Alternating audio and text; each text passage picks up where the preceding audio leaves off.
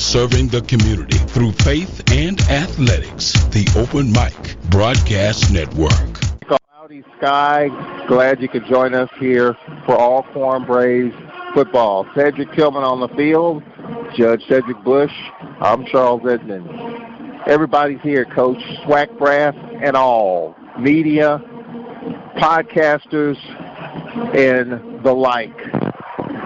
Analytics folks are here. Man. People who like to break down the SWAC data, they're here. Everyone that knows anyone that knows SWAC is here for this championship game. No doubt about it. The bands are here. That's one thing. They're going at it. And you hear the band. You hear the band. They're electric in here, man. I promise you. I tell you, you're in for a good one today. I know SPNU is covering it, but it's nothing like being here. Being in the midst of the camaraderie with Southern and Alcorn State University, you can't beat this matchup nowhere in the country. Well, the Braves have won 9 out of 10 over the Jaguars. How has that happened? Well, you can go and say it sounds like you have their number. You know, it's always a good game, but it comes down to who makes the least mistakes, and that's always been with us in Southern. Southern comes in from Baton Rouge. You know, they're going to play hard. They're going to use the best talent that they got to put on the field. Alcorn is going to be hustling from beginning to end. Like they say, they're going to play for Coach Fred McNair. They want him to win this SWAC championship once again and go to Atlanta to win the Celebration Bowl. And as you hear, Emmanuel Bond says it's SWAC time, baby, on this overcast sky. The Jaguars in the powder blue, the Braves in the purple, and the Braves will get the ball first here to begin this game. The Braves in the purple uniforms, purple unis, gold numbers and trim. You've got Javen Morrison, who you heard in the pregame, and you got Juan Anthony on the far side of the field.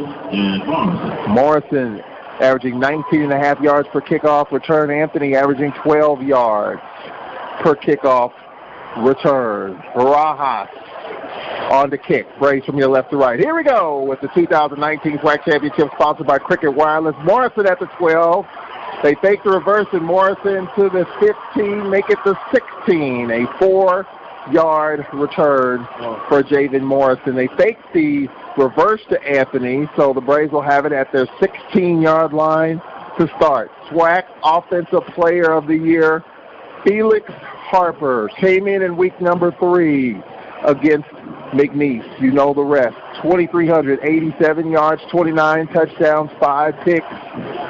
And you hear already, defense, Jags defense. That just drives me crazy, Cedric Bush. I hate it. It's crazy. Been hearing it for 35 years. I'm telling you, man. It's something. All right, they play action. Just a little check down, and this is caught. This is Juan Anthony. 2 missed tackles, 3, 4, all the way out to the 30. A gain of 14. Juan Anthony during the season, 35 receptions, 3 touchdowns, a gain of 14. Made 3 Jaguars miss. First down, Alcorn. A gain of 13 to the 29. Just underway here in this first quarter. First play, a positive 13-yard catch and run by Juan Anthony. Now they put it in the belly of Nico Duffy, tripped up after a 4-yard pickup. Nico Duffy brought down by Calvin Lumpkins, 2-time SWAC Defensive Player of the Week. Second down and 6 for the Braves here. They go no huddle at the start in this scoreless game. Place filling up nicely here. VIP suites to our left. The hill filling up to our right and to our left.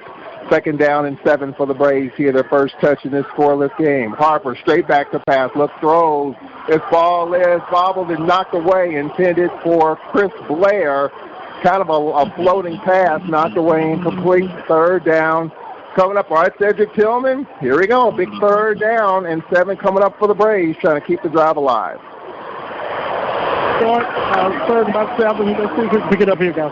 Third down and 7 for the Braves. After a 3-yard pickup by Nico Duffy and an incomplete pass, Braves third down and long, 3rd and 7 for Alcorn in this scoreless game. Play action for Harper, looking left, rolling left, square out, and this ball is going to be a catch. Pringle with the catch right at the 6.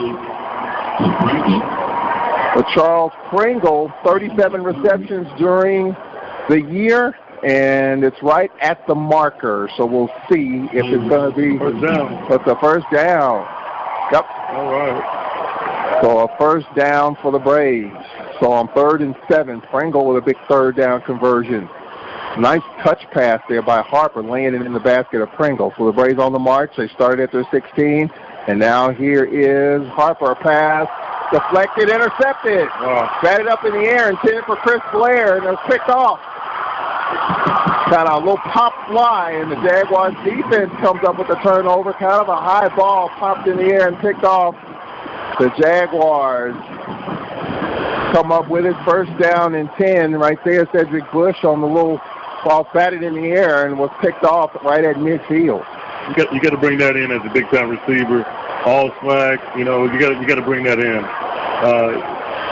Once you bobble it like that, give the defensive guy an opportunity to take advantage of intercepting the ball, and that's what just happened. All right, so the Braves turn it over. That's the 6th interception by Felix Harper this season. Well, you give the Jaguars a team with a running threat in Skelton at midfield.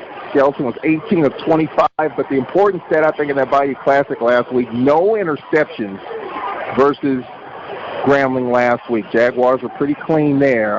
First down on the read. There is Washington cutting it back inside. Washington, it's a 5-yard pickup, 2nd down and 5. So the Jaguars with Skelton, they were without 2 running backs last week and still rushed for 208 against Grambling. I was Devon Ben, the junior from New Orleans, at 66 yards last week. Ben shifts to the left of Skelton, the junior from Pine Bluff on 2nd down. Here's Ben again. Skelton will keep it. Skelton to the 35 and dropped at the 32-yard line by Cole. It's a first down. Well, I was following the ball. That's why I'm not on the defense. If you don't read your keys, which I didn't on that play, Skelton kept it a first down. There's no way that the defensive end is going to be crashing on the running back on that. So first down from the 31 of Alcorn. The Braves turned it over at midfield. And on first down, Skelton looked left all the way. Check down, caught. And this is to the 20-yard line, a first down. A little check down to Jamar Washington, a gain of 12. So the Jaguars, this is just like Cedric Tillman, the first meeting in which the Jaguars marched the ball down the field. They had a halfback pass in which they turned it over, but the Jaguars in the red zone. Yeah, let's see what we do here. They'll probably go back to the run on this one. All right, so first down here. You got to count for Skelton on every play. Register, shift in motion. Little option keeper. Skelton to the 20. Drop, ball stripped, and the Braves say they have it, and they go. Skelton was stripped, and the Braves come up with the football inside the 20.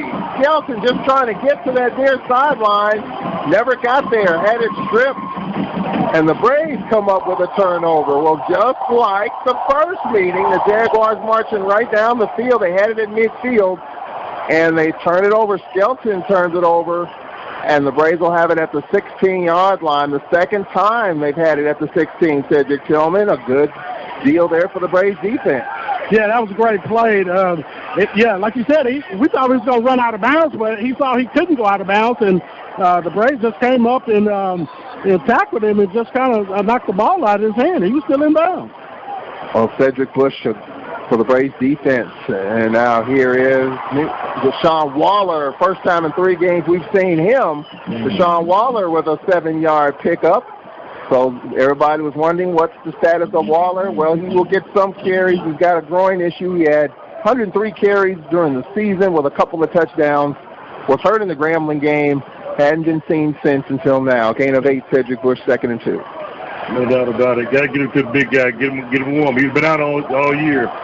And here, just a half-yard pickup right here by Deshaun Waller. So it's 3rd down and a long 2 coming up for the Braves. So in the first 3.5 minutes, we've had 2 turnovers, an interception, and a fumble. Felix Harper threw a pick, and then Skelton fumbled the ball on the sideline, in which the Braves got it.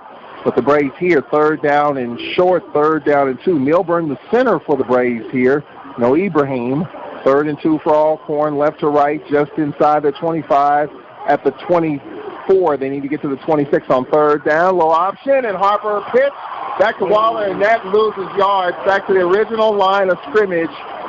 Slow pitch. Harper hit, got it out of his hands late, and Deshaun Waller dropped for a 6-yard loss right there. Cedric Bush, 4th and 9. I'll tell you, it's going to be old slobber knocker, man, from back in the day that you got two defensive teams that are playing well. You can't play them better than that. Pitch man, quarterback, you tackle him for a loss. Can't beat that. McCullough sitting at his 2-yard line. McCullough, one of 19 student athletes who got their diplomas yesterday. The snap and the kick hitting on. It ranges to his right at the 45 to the 50 to the 45 to the 40 and goes out of bounds around the 35-yard line. So for the second possession in a row, the Jaguars will have good field position. They started at midfield in drive number 1. Here in drive number 2, they'll start at the 32 of Alcorn. And that's where the Jaguars will get it. Well, so far, Cedric Tillman field position through the first 5 minutes favors the Jaguars. Yeah, they have a great field position right here again, so look for them to take a shot again. Well, Cedric, what do you think so far? The defenses have taken over both sides, and offensively, that play, the Waller just went the other way. Yeah, they were blitzing off the corners that time, so I'm not sure why we don't stick to straight up the middle. All right, so the Jaguars have it at the Braves 32-yard line. Skelton on the fake will keep it. Skelton spun around and dropped at the 29-yard line, a gain of 3 for Skelton. Well, I guess I'm just a jinx in this way. I guess it's in a good sense for us because Skelton had a clean game last week, no interceptions, no turnovers, and then the next second he fumbles it. I'm pretty sure Coach Thornton is glad of that, but the thing is that, these teams are going to play. They're sound. They've seen each other before. They just about know each other like the back of their hand. So here's Jamar Washington on the end around, and Jamar Washington dropped at the 26-yard line. All right, Cedric Bush here, 3rd down and 4 coming up for the Jaguars with 9:20 left in this first quarter. The Braves and Southern scoreless, 2 turnovers. Field position favors Southern. Their first drive started at midfield. Their second drive started at the 32 of Alcorn. 3rd down and 4 coming up for Southern at the 26-yard line of Alcorn. Scoreless, we played 6 minutes of this first quarter. Skelton straight back to pass, looking left, looks pump, looks to dance, just check down, caught, 1st down, 20, cuts it back inside, 15, a stiff arm, and just ridden out of bounds. It looked like that was Jamar Washington. And it's going to be a 1st down for the Jaguars. He looked left all the way, and Washington, the safety valve, was wide open to his right side. Picked up the 1st down in the red zone at the 16. So, he's going looking for his All-American. So, that was smart play on the behalf of Skelton. Southern in the red zone. This is where Skelton's even more dangerous here. 1st down at the 16 of Alcorn in this scoreless game. And here Skelton looks, throws a little check down, and this is a catch on the near side. In with the short gain, 2nd down and 5 coming up for the Jaguars at the 11-yard line. Well, Cedric Tillman, I thought in that first meeting, even though Skelton probably played a third of the game, I think our defensive line warmed down a bit with McDaniel in that first meeting. So far, Skelton's making it happen here. Yeah, he's standing in that pocket now. He's trying to make some decisions. We haven't got any pressure on him yet. Let's see what we do here. All right, 2nd down and 5. And there's a pitch. Wow. And Solomon Muhammad on the pitch. He's going to take this one all the way. How in the world to the 10 to the 5 down to the 1-yard line. Unbelievable play. You talk about one of the plays of the year on the highlights, Solomon Muhammad. They tried to pitch, and Solomon stepped right in the gap and took off with it. Unbelievable play right there by Solomon Muhammad. That's one of those plays you dream of, you think will never happen, and you get a chance to see it in action today. The 2nd turnover for the Jaguars, deep in Braves territory. Cedric Tillman, that is an unbelievable play by Solomon Muhammad. He pitched it right to him. He was looking right at him, and he tried to pitch it, and it went right into his arm. So is he colorblind? I mean, that didn't. Now here's Harper rolling, looks, throws, and this ball picked off. This is intercepted in the end zone. Unbelievable. Wow. And I said from the beginning, Charles, it's going to be the team that makes the least mistakes. I promise you. 7.5 minutes in, 4 turnovers, 2 by each side. Felix Harper's thrown 2 picks. And Felix Harper getting an earful from quarterbacks coach Pat White. He is not happy, and neither are Braves fans. 2 turnovers for the Braves, and that one in the end zone. That one really hurts after the magnificent play by Solomon Muhammad. He caught that pitch, and the Braves wasted a great opportunity. The Jaguars will have it at the 20 after this timeout. 7:38 left in the first quarter, scoreless. This might turn out to be some kind of game, the way it's going. Back in 1 minute. Here on the Alcorn Football Radio Network. The Old Country Store, located Highway 61 in Lorman, Mississippi, where you'll find the best soul food around. They're open daily, 10 a.m. to 4 p.m. People come from all over to try Mr. D's famous fried chicken, good, and to hear him sing the Grandmama song. Go by and see Mr. D and his crew. You'll be glad you did. You can call them at 601-4373-661. That's 601-4373-661. The Old Country Store. They're proud supporters of WPRL 91.7 FM and Alcorn football. Go Braves, go. The Old Country Store, good. To hear me when I say that the blues is back and it's here. But did you know when you donate stuff to Goodwill, you help provide job training for people right here in your community? Goodwill. Donate stuff, create jobs. Find your nearest donation center at goodwill.org. A message from Goodwill and the Ad Council. And WPRL 91.7 FM. All right, back here at Jack Spinks Marino Castle Stadium, Cedric Tillman, I can't take this. We're already halfway through the first quarter. I don't know if I can make it through this game. 4 turnovers here in this first 7.5 minutes, halfway through the first quarter. The Jaguars with Skelton an interception and a fumble, and Felix Harper with 2 interceptions. He only had 5 the entire season, and did he try to fit that one into a tight window right there? I couldn't tell. It was on the other side of the field, but I just know the ball was batted, and the receiver in the back of the end zone picked it off. But, you know, you got the ball on the 2-yard line, first down. You got to run the football. Yeah, and that's tough right there. You have Waller. Yeah. You got Duffy. You got the backs to get it done. Southern won the game without 2 of their backs last week, and they ran for 208. So the Jaguars have it first down and 10 at the 20-yard line after the interception in the end zone. Skelton looks, throws, square out, and it's a sliding catch and a short gain of 5.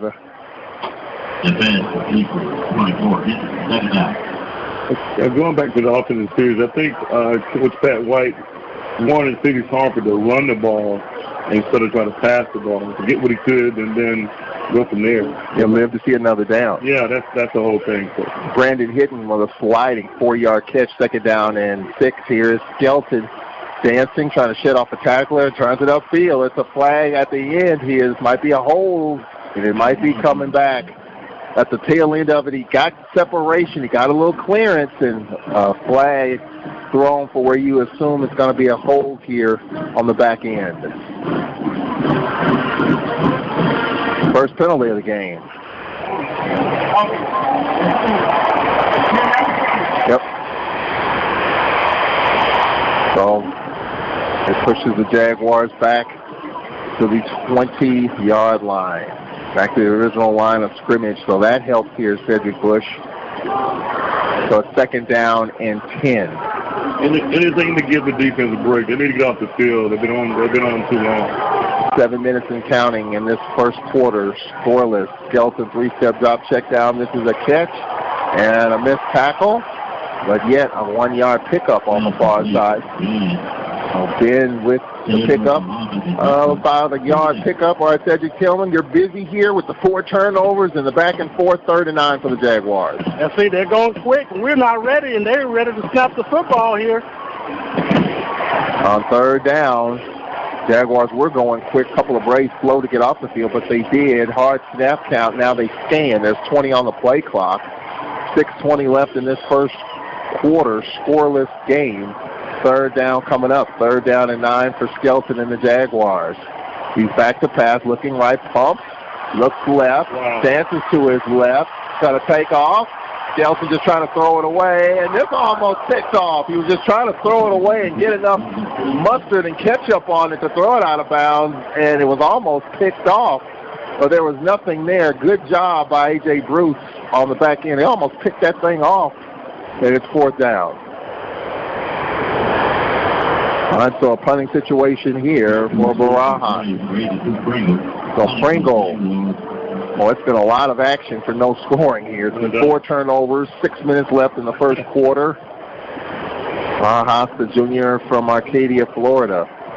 Good defense by the Braves right there after the turnover in the end zone.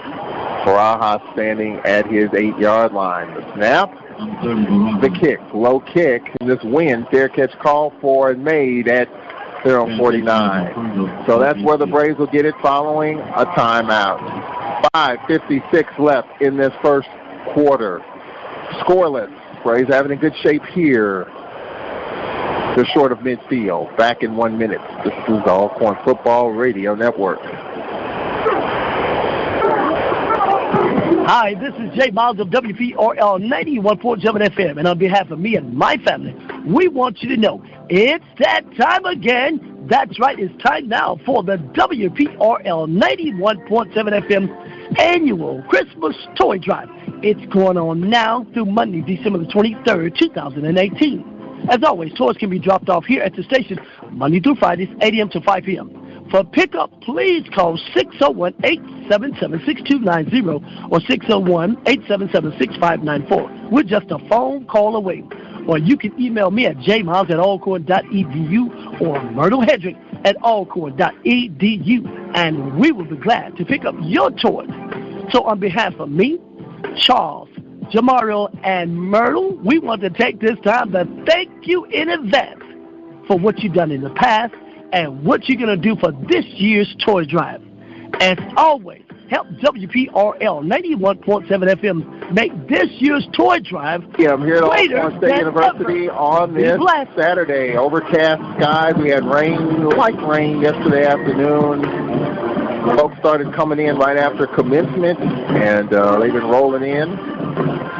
Since this morning, when I arrived on campus at 5:30, Cedric Bush, there's no traffic, but I'm sure from about 10 till about 1, there probably was plenty of it to be had here in this SWAC championship game, sponsored by Cricket Wireless. We're going to hear from John Grant, the executive director of the Celebration Bowl, coming up during this game. And, of course, Dr. Dennis Thomas will join us at halftime at Alcorn night, and the commissioner of the MEAC. We'll get his thoughts about the Celebration Bowl, of course, the FCS playoffs in which MEAC teams have participated in. And on this side, the SWAC side, not a lot of synergy for it, even though Dr. McClellan, our commissioner, is really in favor of that to help our profile. Here's Nico Duffy, tripped up in the middle, a gain of 3 on the southern side of the field. The 49, 2nd down and 7 with 5:47 left in this first quarter. The Braves have beaten this Jaguar team 9 out of 10 times, and on those 9 out of 10 times, probably 90% of it has come from a very productive ground game. 2nd down and 7 for the Braves. Left to right on 2nd down. Here's Duffy again. No, sir. Back to the original line of scrimmage. Southern getting penetration. And they'll bring a 3rd down and about 10 coming up for the Jaguars here, Cedric Bush. What's not happening with our running game? Is the sideline just not there? We got to go straight at them? Well, I think, with both the teams knowing each other as well as they do, you're going to have to come and mix it up a little bit, play action pass, to get them out of plays, misdirection, because the defense is very aggressive. So we're going to have to do something a little different to get them off kilter a little bit. Maybe this will be a deep ball. And remember, the Jaguars' defense struggled with Chris Blair in that first meeting on 3rd down. Harper looks, steps up, Harper throws. This ball is knocked away from Blair. So that's Juan Anthony intended target. Going into the wind, I don't know if the wind held it up just long enough for that ball to be knocked down, Cedric Tillman.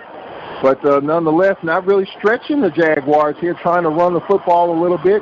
The Jaguar fans excited on the far side. 4th down and 10, Cedric Tillman coming up. Yeah, it was a nice play, and, the defender just got there just in time. I thought he got a hand on it, Juan Anthony did, but the defender was able to knock it away then. All right, McCullough kicking into the wind, the snap and the kick. High kick, short kick, take a sideways roll inside the 5, and the Braves will say that they will cover it, but I think they're going to rule it back upfield at the 13. Oh, that ball touched the Southern guy. Yeah, they're going to be reviewed on it. So it will be Jaguars ball. There was some contention there, Cedric Tillman, that it might have hit a Jaguar. Yeah, I think Pringle said it did touch him. Yeah, he admitted to it. Okay. Pringle. All right, so the Jaguars will get the football inside of their 15. Their 13. They're looking at the replay on the board. And the crowd contends that it might have hit a Jaguar player.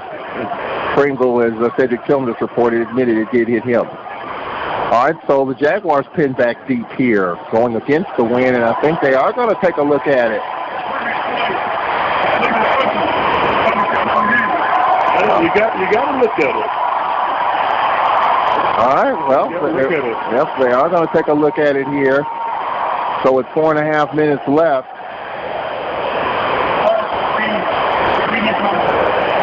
They hit the Southern guy on the inside shoulder. So they will take a look at it, and that's what this is for, to see if, in fact, it did touch a Southern player. So they will take a look at it here with 4:33 left in this first quarter. The Braves and Southern University for the right to play North Carolina A&T. You know, A&T had to win out the last 2 or 3 games to win the MEAC. So the ruling on the field stands.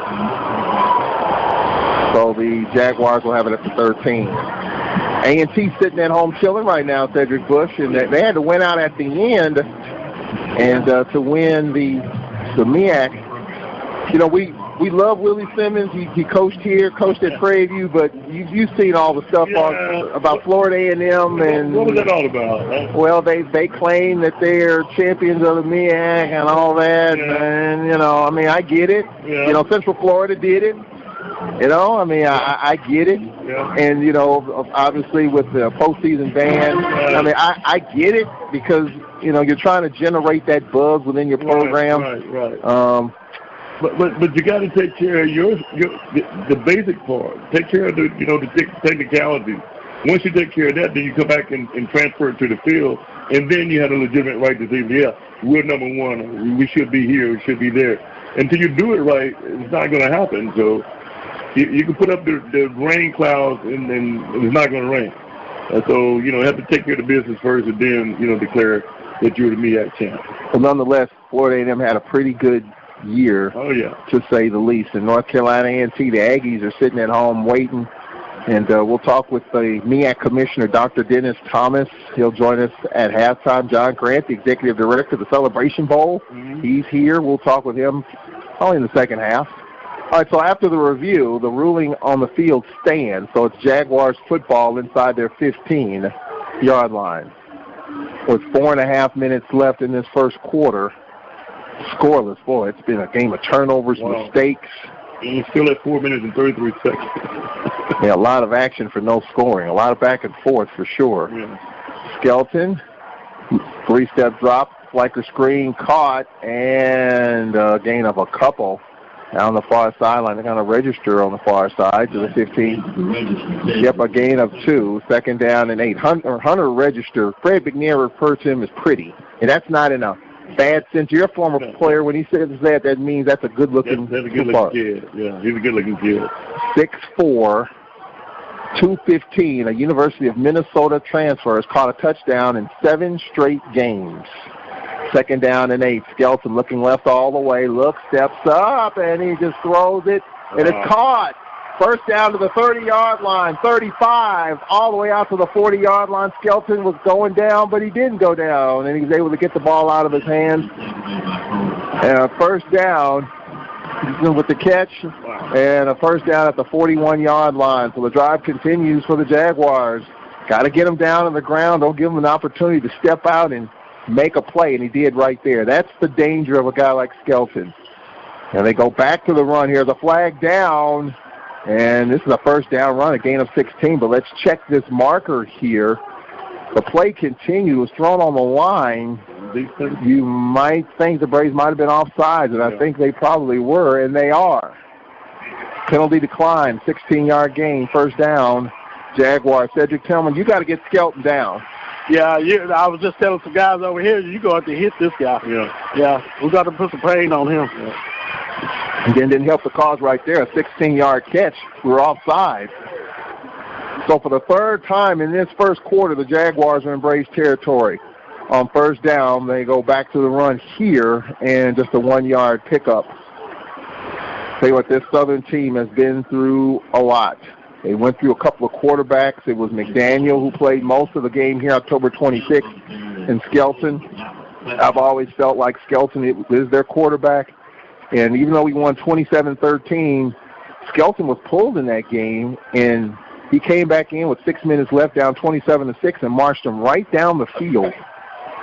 Second down and 9 for the Jaguars. And Braves territory at the 44 in the scoreless game. On second down, play action for Skelton. They'll check down, and this was caught the tight end. A missed tackle, a first down, upended by Burke. And it's a first down, a gain of 12 and a first down. Well, Skelton looks poised in that pocket, doesn't he, Judge Bush? No doubt about it.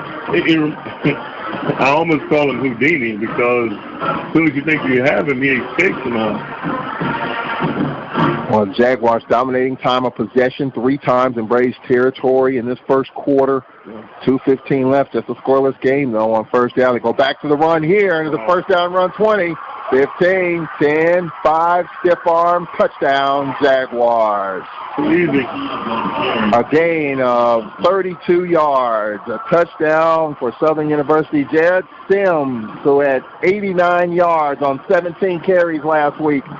Once they got that seal, Cedric Tillman on the left side of the line, really no one can chase him down, and then he had a stiff arm to boot.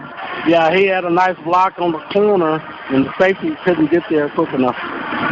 3 times in the red zone against a prolific offense, hard to keep them off the scoreboard.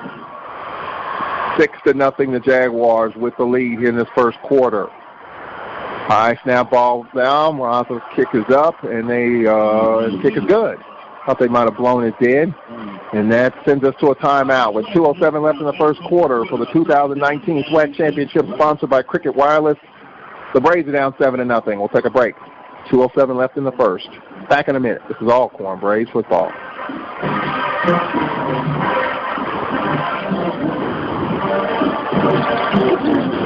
Peekaboo, smile. Smile, buddy. Come on, smile. Oh, honey, he's still not smiling. Maybe he's not a smiler. Yeah, maybe he's just not a happy baby. Maybe he's just being a boy. You know how boys are. Or maybe he's teething. Oh, poor baby. I think his gums hurt. Maybe he's just tired. Or maybe his tummy hurts. He didn't eat that much. Maybe he's not ticklish. You think maybe he's scared of the dog? Maybe he'll outgrow it. Maybe it's a phase. Maybe he just doesn't like smiling. Maybe he has autism, and we can definitely do something to help. Maybe is all you need to find out more about autism. No big, joyful smiles by 6 months is one early sign. Learn the others at autismspeaks.org/signs or see a doctor today for an autism screening. The sooner it's diagnosed, the better.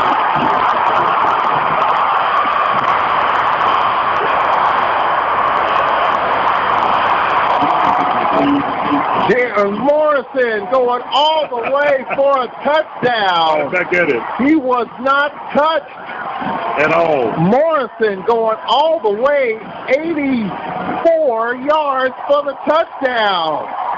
How about David Morrison, Cedric Tillman? We heard from him in the pregame. They've been getting a lot of opportunities, but he cashed in on that one. Hey, you got a lot of seniors on this football team. Charles has just graduated yesterday. These guys are, they know that this is the last home game, and, these guys are ready to play today. Morrison coming right back after the Jaguars march right down the field. The Braves get it back in a blink of an eye. Morrison's 86-yard kickoff return makes it 7-6. McCullough's not 100%. Will try to bang it through, and he does. It's a 7-all game, and this has been the theme all year long, Cedric Bush, when this Braves team gets knocked down. And as Fred McNair told his team, and he's probably said it a million times this year, adversity's going to strike. How do you respond? And the Braves just did. That's it. That's a sign of a mature team. Like I said, we'll lose 2016 this year, I think. That's a sign of a mature team bouncing back and not worrying about that. Defense got there. They got to pull them straps up and tighten it up a little bit and get ready to play the rest of this half out. You talked about it. 26 seniors as veteran presence, and Javen Morrison, one of those seniors, was 2 touchdowns. We've had 4 turnovers in a matter of a blink of an eye. Cedric Tillman now 2 touchdowns in a blink of an eye. Yeah, that was a nice run. He just ran straight up the chute, Charles, and nobody was in the middle. That was a great run. Only Barajas had a chance at it, and he tried to whip, and once he did the Olay, it was all over. All right, so it's a 7-7 game, and these type of quick scores just take a lot of life out of the opposition. Southern marched down the field 3 times in Braves territory. They score, and then the Braves, in the blink of an eye, said, hey, we're not going anywhere. 7-all game, the Braves trying to make a substitution. Cole trying to get lined up. All right, Greg Blue will kick it off. Greg Blue doing more kicking these days. McCullough, this is his final season, and you're looking at the next kicker for Alcorn, Greg Blue, the lefty. Here's the kickoff and corner kick at the 5 and bobbled out of bounds at the 3-yard line. Wow. Kicking right into the wind, and returner took his eyes off the ball and lost it out of bounds at the 3, and that's where the Jaguars will get it with 1:53 left in this first quarter. That's a little long run back to the sideline, I promise you. I mean, he took his eyes off the ball and just dribbled out of bounds, and that's where you get it. I mean, you just wonder, the way kickoffs now and the safety, you know, with that being kicked off in corner kind of in deep, you had to kind of bring that one out. All right, so the Jaguars will have it first down and 10 at the 3-yard line. Let's see if the Braves D can come after Skelton. He has been standing tall in that pocket and making plays. Being in the backfield on first down. The little keeper, Skelton to the 5 and drag backwards. They've got Markham just inside the 5. So about a yard pickup, second down and 9, as we have 1:38 left in quarter number 1. A trip to Atlanta State in 2 weeks in the Celebration Bowl. Field Championship Saturday. 1 1/4 left. 7-7 game. Second down and 9 for Skelton. Play clock at 13. Skelton at his goal line. He fumbles it, picks it up, runs to his right, throws it down the field, and this ball is knocked away. So let's check this marker here. Let's check the marker. Could this be a safety? Braves coaches are contending a safety. Is it holding? Holding against the Jaguars. That's good. It is a safety. 9 points. So the Braves with a 9-7 lead. That's it. Well, Skelton, that was a sloppy play from the start. Skelton on the whole, there was nothing he could do with it but try to make a play. And now it's 9-7 Alcorn, and they'll get the football here. Cedric Tillman, well, the defense made a play, and Southern's offense caused the Braves to get 2 points. Yeah, we got to get to him, man. After that miscue, that should have been a sack in the end zone. And, you know, he got himself out of that play, but luckily we got a holding call, Charles. Yeah. So what Cedric Tillman is saying, that should have been a sack in the end zone for 2 points. That's right. He had enough time. We had enough time to get to him. Well, Cedric, that's one of the things here in this first quarter.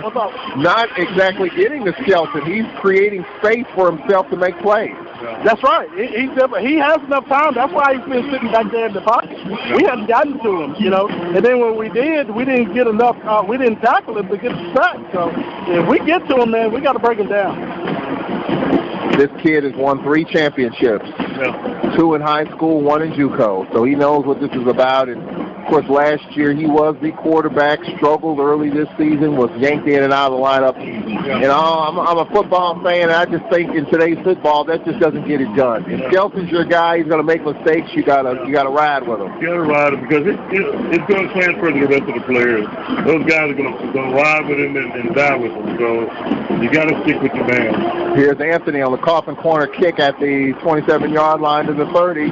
Anthony ridden down at the 37. So a 10-yard return, making it to 36. So a 9-yard return with exactly 1 minute left in this first quarter. The Braves 9, Southern 7, despite the fact that the Jaguars have been in Braves territory 3 times, deep in Braves territory 3 times in the first quarter. Did the Braves take the Jaguars' best punch in this first quarter? We'll find out as we roll along, but we dodged some things in that first. Despite 2 turnovers, we're up 9-7. And with the ball again, here's Waller. Waller to the 40-yard line. A gain of 4. 50 seconds left, probably one more play, and that'll take us to the end of this SWAC championship game first quarter, sponsored by Cricket Wireless. The Braves 9, Southern 7. The Braves have beaten this team 9 out of 10 times, and now we've got an injured Jaguar down at the 43-yard line on the far side of the field. Gets up under his own power, walks off, and that is Benjamin Harris. So the Braves at the 40-yard line with 37 seconds left. Play clock reset, so the Braves don't have to run another play. Well, now they just start the play clock. So 2nd down and 6 at the 40-yard line.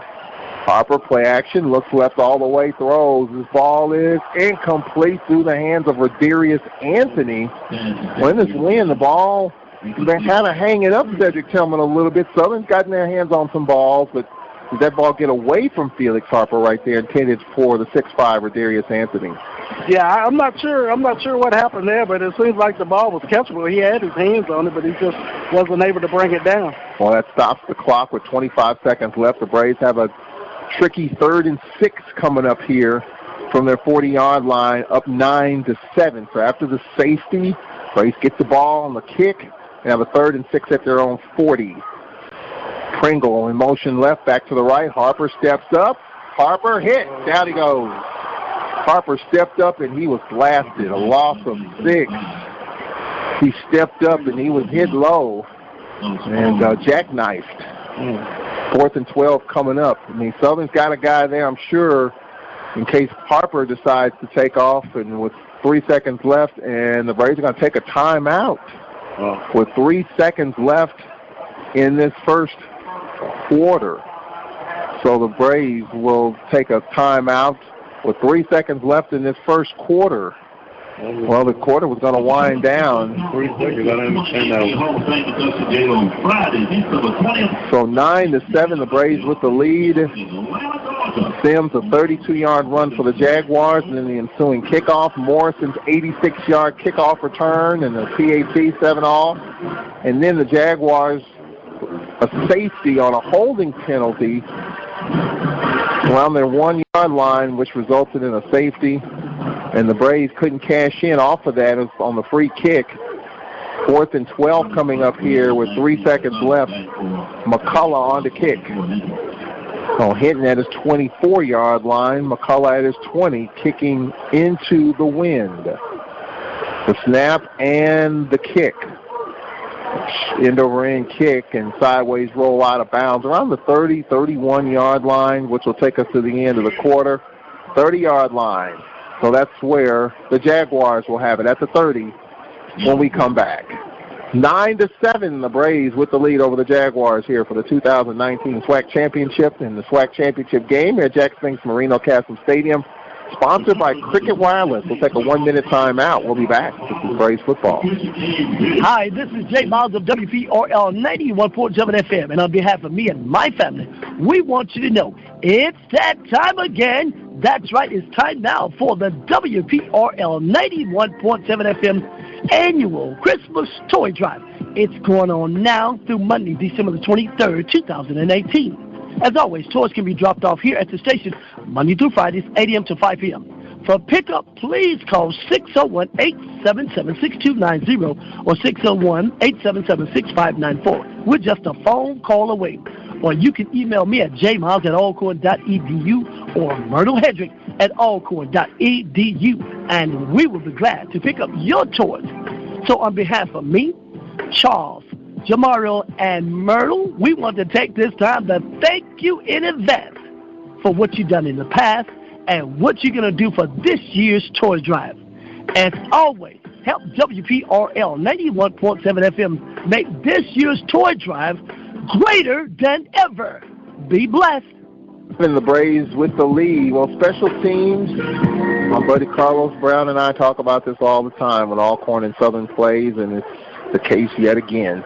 Special teams plays a factor when the Jaguars and Braves get together. I don't know why, I don't know how, but somehow there's a special teams play made or not made in these games. And we just saw one right there, Cedric Bush, an 86-yard kickoff return by Javen Morrison, the graduating senior from Corinth, Mississippi. Yeah, they came back and kicked it the next time. They said, make sure you kick it away from him. So he's remarkable. We was waiting on that all year. He's waiting on that. That kid has speed out the burn. And I'm just amazed, Cedric Tillman. You just wonder, you want to get your opportunity, and there were a lot of short kicks that Morrison got away from, some fair catches. But starting probably with the Grambling game, he's really had his opportunities to return those things, and he took one to the house. Yeah, he has, and I think he's just trying to taking every possibility he has in the game, Charles, just trying to produce something, because he was starting corner, and I think they bring him in on nickel now, and so now I think he's just trying to play smart and try to just make something happen out of here. Well, the Braves have outgained the Jaguars in the first quarter. I'm sorry. Let me recap. The Braves only have 22 yards of offense total. Wow. Southern 145, Alcorn 22. What's up? In this first quarter.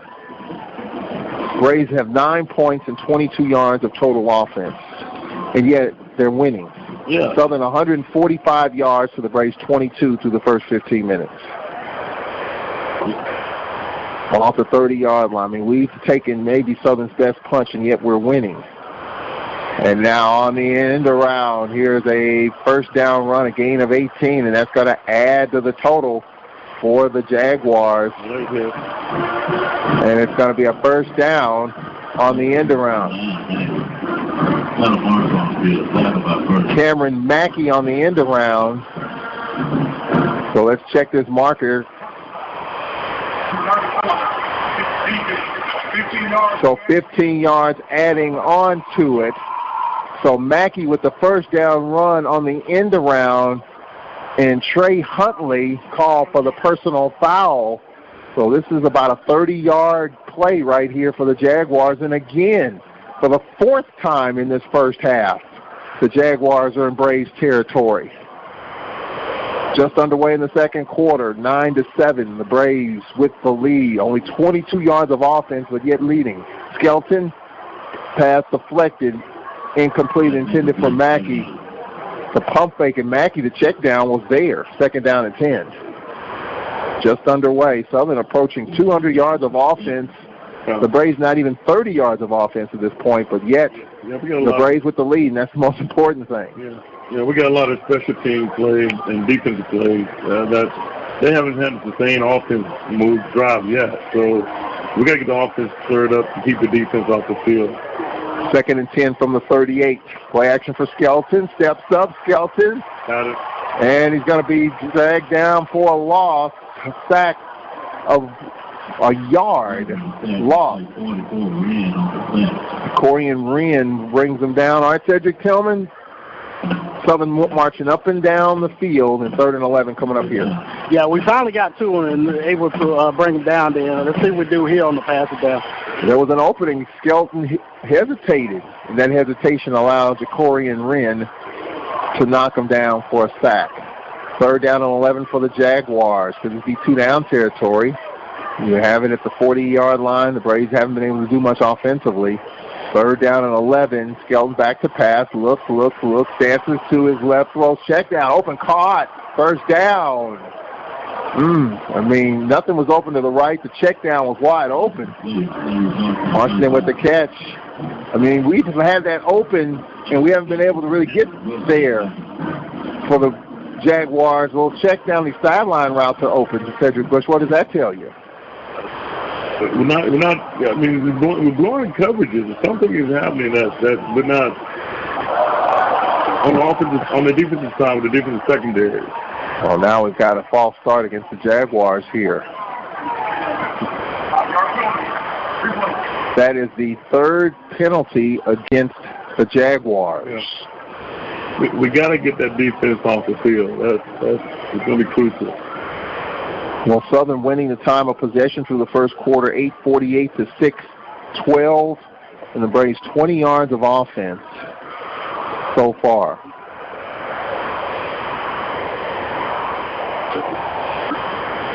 First and 15 for the Jaguars at the 30 of Alcorn. Kicking into the wind if it comes down to that. 1st and 15, Skelton back to pass, looks, throws. It's a deep ball, and this ball's going to be incomplete. Caught it out of bounds. Well, Skelton put a lot of air under that. 2nd down and 15. Well, they took their shot on 1st and long. Now 2nd down and long. 2nd and 15. Goes back to what Coach McNair said. That was pretty. That was pretty. But out of bounds. 12:56 left. Again, has to account for Skelton here. We expect another passing down to try to get some yards back, but Skelton got to count for him as well. 2nd and 15 for the Jaguars at the 30. They need to get to the 15. 2nd down and long. The false start penalty set them back. And then an incomplete pass. 2nd and 15. 9-7 Alcorn option. I fake it. He keeps it. Skelton upended. Skelton had a fumble in the first quarter to the 21-yard line. It'll bring up 3rd down. We'll make it to 22. So 3rd and 7. Got about half the yards back. So 3rd down coming up. Southern kicking into the wind. You have Barajas. If you don't pick up another ounce, you're looking at a 40-yard field goal into the wind on 3rd down and 7 coming up for the Jaguars with 12 and a quarter left here in this first half. Braves with a 9-7 lead over the Jaguars. On 3rd down, Mackey shifts in motion, little tight formation. Skelton back to pass, looks throw, open, caught to the 10, to the 8, 1st down, and goal, Jaguars. And again with the catch. It's a 1st down. It says Jeremiah Houston, the tight end, the senior from Shreveport. Just sat in that seam, Cedric Tillman, just sat down, and Skelton found him. Yeah, I thought we had it all covered, but, you know, it looked like he was going deep, and then he just sat there right in the seam. He's wide open. All right, so here come the Jaguars right back at you. 4 times they've been in Braves territory, and Skelton on the keeper to the 10. Skelton upended, side swipe, dumped at the 5. 2nd and goal from there. Well, Skelton carries that ball like a loaf of bread. Somebody hits him funny, and that ball's going to come out. 2nd and goal from the 5 with 11:23 left in this first half. The Braves with a 9-7 lead for the moment, but Southern 4 times in Braves territory. I want to say 3 of the 4 in the red zone. Second down and goal from the 5. Skelton can keep this here. Hard snap count, pistol formation. Skelton looks, dances. Skelton to the 5. Does he get the edge? No, Skelton dragged down, but I see some laundry at the 7. Let that play continue, so hold up. That play continued along the line of scrimmage. Is it offsides on the defense? A hold? Let's see here. Yes, an offsides against the Braves. Wow. Second time that's happened. Half the distance to the 3. All right, so second and goal from the 3 with 10:47 left. Jaguars already in field goal range. Braves trying to keep them off the board altogether. Strong side right here on this right hash. They shift. Second and goal from the 3-yard line. Skelton out of the gun. Skelton will keep it. Turns it inside. Up in it. Side swipe. Gets in for the touchdown. Standing up. 3-yard touchdown run by Skelton, and the Jaguars regain the lead. 13-9. 4.5 minutes into the second quarter. The personal foul penalty, Cedric Tillman kind of set that thing up, and offside penalty didn't help either. Yeah, that definitely would have helped them probably end up passing down, Charles. I think it would have been third down. So, yeah, this definitely could have at least held them to a field goal. It's on, PAT up, and it's good. That takes us to a timeout. 4.5 minutes into the second quarter. Southern with a 14-9 lead over your Braves.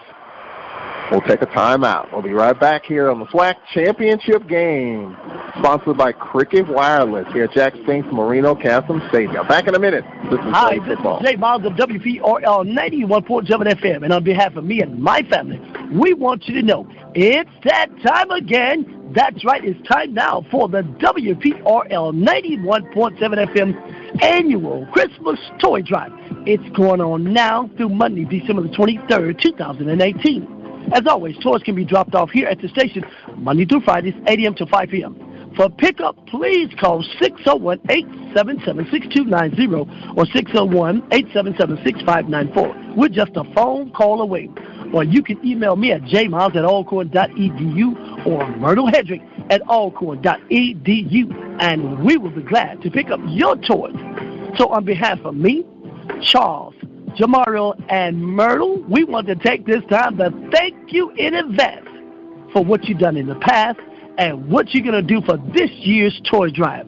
As always, help WPRL 91.7 FM make this year's toy drive greater than ever. Be blessed. Tillman, our producer, Jamario Brooks. Second quarter, 10:33 left. The Braves have beaten this team 9 out of 10 times. Cedric Bush, but here on this 11th meeting, Southern with a 14-9 lead. They've been in Braves territory 4 times. We've committed 2 turnovers, and we only have 20 yards of offense so far in this game. That's telling the whole deal. We've kept the defense on the field the whole night. They came back, and Southern just gave the ball to the best runner. Skelton is the leading rusher for Southern this year. They gave it to him down the goal line. Our defense has to go back and regroup. First of all, we have to try to find some gas from somewhere because they've been playing the whole quarter, the whole half. Just about 20 yards of offense is not going to get it done. So you look at what hasn't happened offensively. Is it us or is it what Southern's doing? Well, a little both. I just think we have to come back and understand Southern has played us before. They're here and they're determined to get to Atlanta. They're watching everything that we're doing, so we got to come back and mix it up a little bit. Just go down the field, play action pass, get the ball to our best athlete, and let's see how it works out. Well, let's see how this works out. I'm anxious now to see what Dawson Odoms does. Morrison just burned him for 86 yards on the kickoff return. You got Pringle back. Do you kick it to him again? You kick it out of bounds? You kick it in the end zone. You get it at the 25. You kick it out. You kick it on the sidelines out of bounds. You get it at the 35. So, pick your poison. What do you want to do here? Let's see. Barajas Coffin corner kick. Fair catch called for and made around the 21 or 22-yard line. And it'll be at the 20. That's your best bet. Kick it to McNair. You got what you got. Fair catch. Take the ball where it is. It's as good as almost a touchback. That's it. All right, Cedric Tillman, down to you. Only 20 yards of offense, crowd quiet, 2 turnovers. What's happening or not happening? What's happening for Southern? What's not happening for us? Well, one thing I've noticed, they are having 2 deep safeties back this time. They didn't do that the first game. They were then Alcorn to throw the football, and so they're playing off this time. So we just got to be able to get the passing game going somewhere here, guys. Well, the Braves have gashed this team in the 9 of the 10 wins running the football. There's a pass, and this is caught to the 40-yard line. Pringle, a gain of 22. It's a first down for the Braves. 23. Pringle, first down for the Braves. Well, that was fit into a tight window. So the Braves get a 22-yard pickup, a good positive play for this drive as the Braves are down 14-9. We approach 10 minutes left in the first half here at Jack Spinks Marino Castleton Stadium. And now here's Nico Duffy with a big hole. Duffy to the 40, still dragging a Jaguar, and he just throws him down at the 30. Oh, yeah. Make him the 31, so it's a first down. 26-yard run by Pringle, and just like that, the Braves are in striking distance at the 31, and they're going in the NASCAR set, ready to snap it. Here's play action for Harper. Pass, caught Anderson to the 10, to the 5, to the 4, to the 3 before it's set up for Darius Anderson. They mark him at the 3 where it's first down and goal. A team like this is what you have to do. You got to give them something, make it look like something, and do something different. So play action pass is going to work well against this defense. All right, so the Braves first and goal from the 3. All right, so now you've got Trey Turner in the game in the backfield. The Braves with 2 receivers right. Strong side right here. Braves first and goal from the 3, down 14-9. Harper option, pitch, Turner. Turner will score, touchdown. Turner from 4 yards out. So the Braves come right back. How long did that lead last, Cedric Tillman? That was about a minute, wasn't it? Yeah. Oh, that was quick, guys. That's what I like to see. That's it. We were talking about moving the football, and that's what they came out and did. That's it. That's Alcorn football. They got the flags going. I mean, come on. This is what you do. NASCAR, mixed direction. Yeah. All right, so McCullough on with Blue the holder. Snap back ball now. Kick is up, and the kick is good.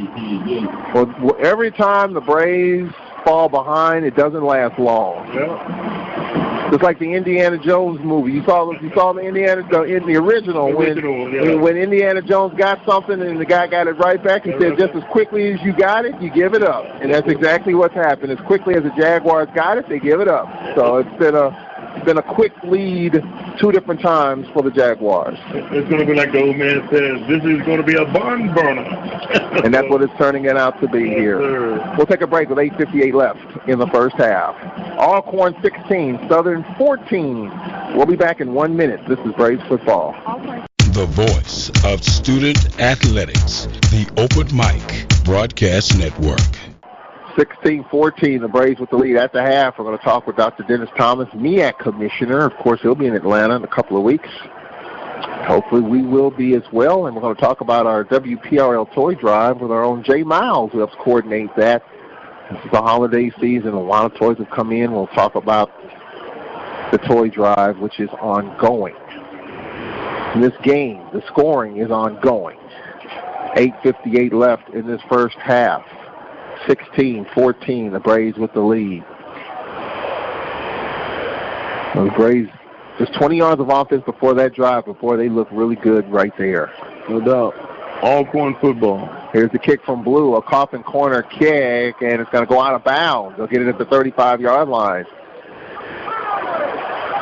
Well, they tried the coffin corner kick trying to seal off the Jaguars, and the ball just sailed, took a hook to the left, and the Jaguars will get it at the 35.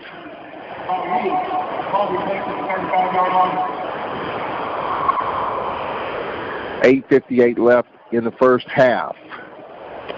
Winner of this game gets North Carolina into a busy sports time around here. We've got basketball tomorrow, so if you're around the area, the Lady Braves will take on Florida A&M tomorrow at 3 o'clock, and Friday at 5:30, the men will play Russ College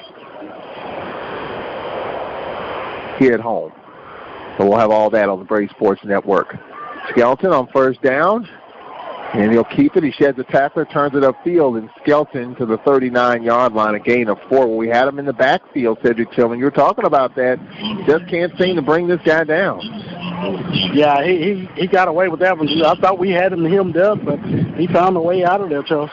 Like the wind picking up here. 2nd down and 6 for the Jaguars. They scan. 8.5 left in this second quarter. 16-14, the Braves. Skelton back to pass, steps up, check down, caught. And it's going to be a first down.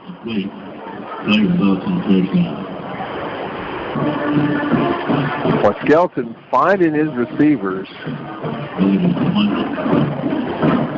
At the first down for Southern University.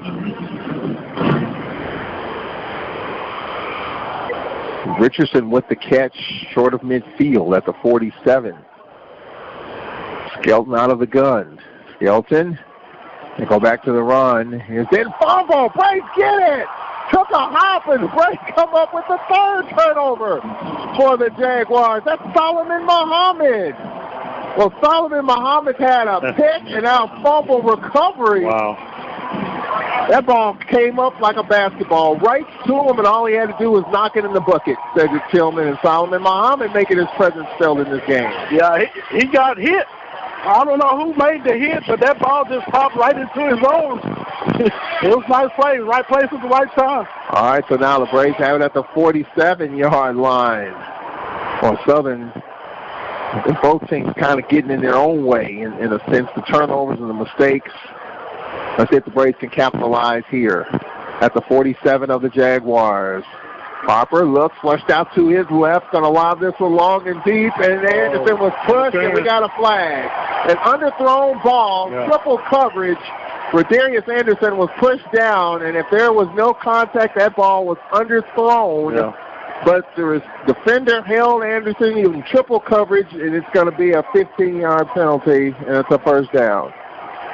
I mean, that ball was underthrown by a mile, but Anderson was held, interfered with, impaired, whatever you want to say. It's a first down for the Braves. I mean, now that's for the Braves. We'll take it. But that was tough. That ball was underthrown, and the Braves are throwing the ball against the wind. So the Braves have it at the 32 off the turnover. Here's Nico Duffy to the 30, make it to 29.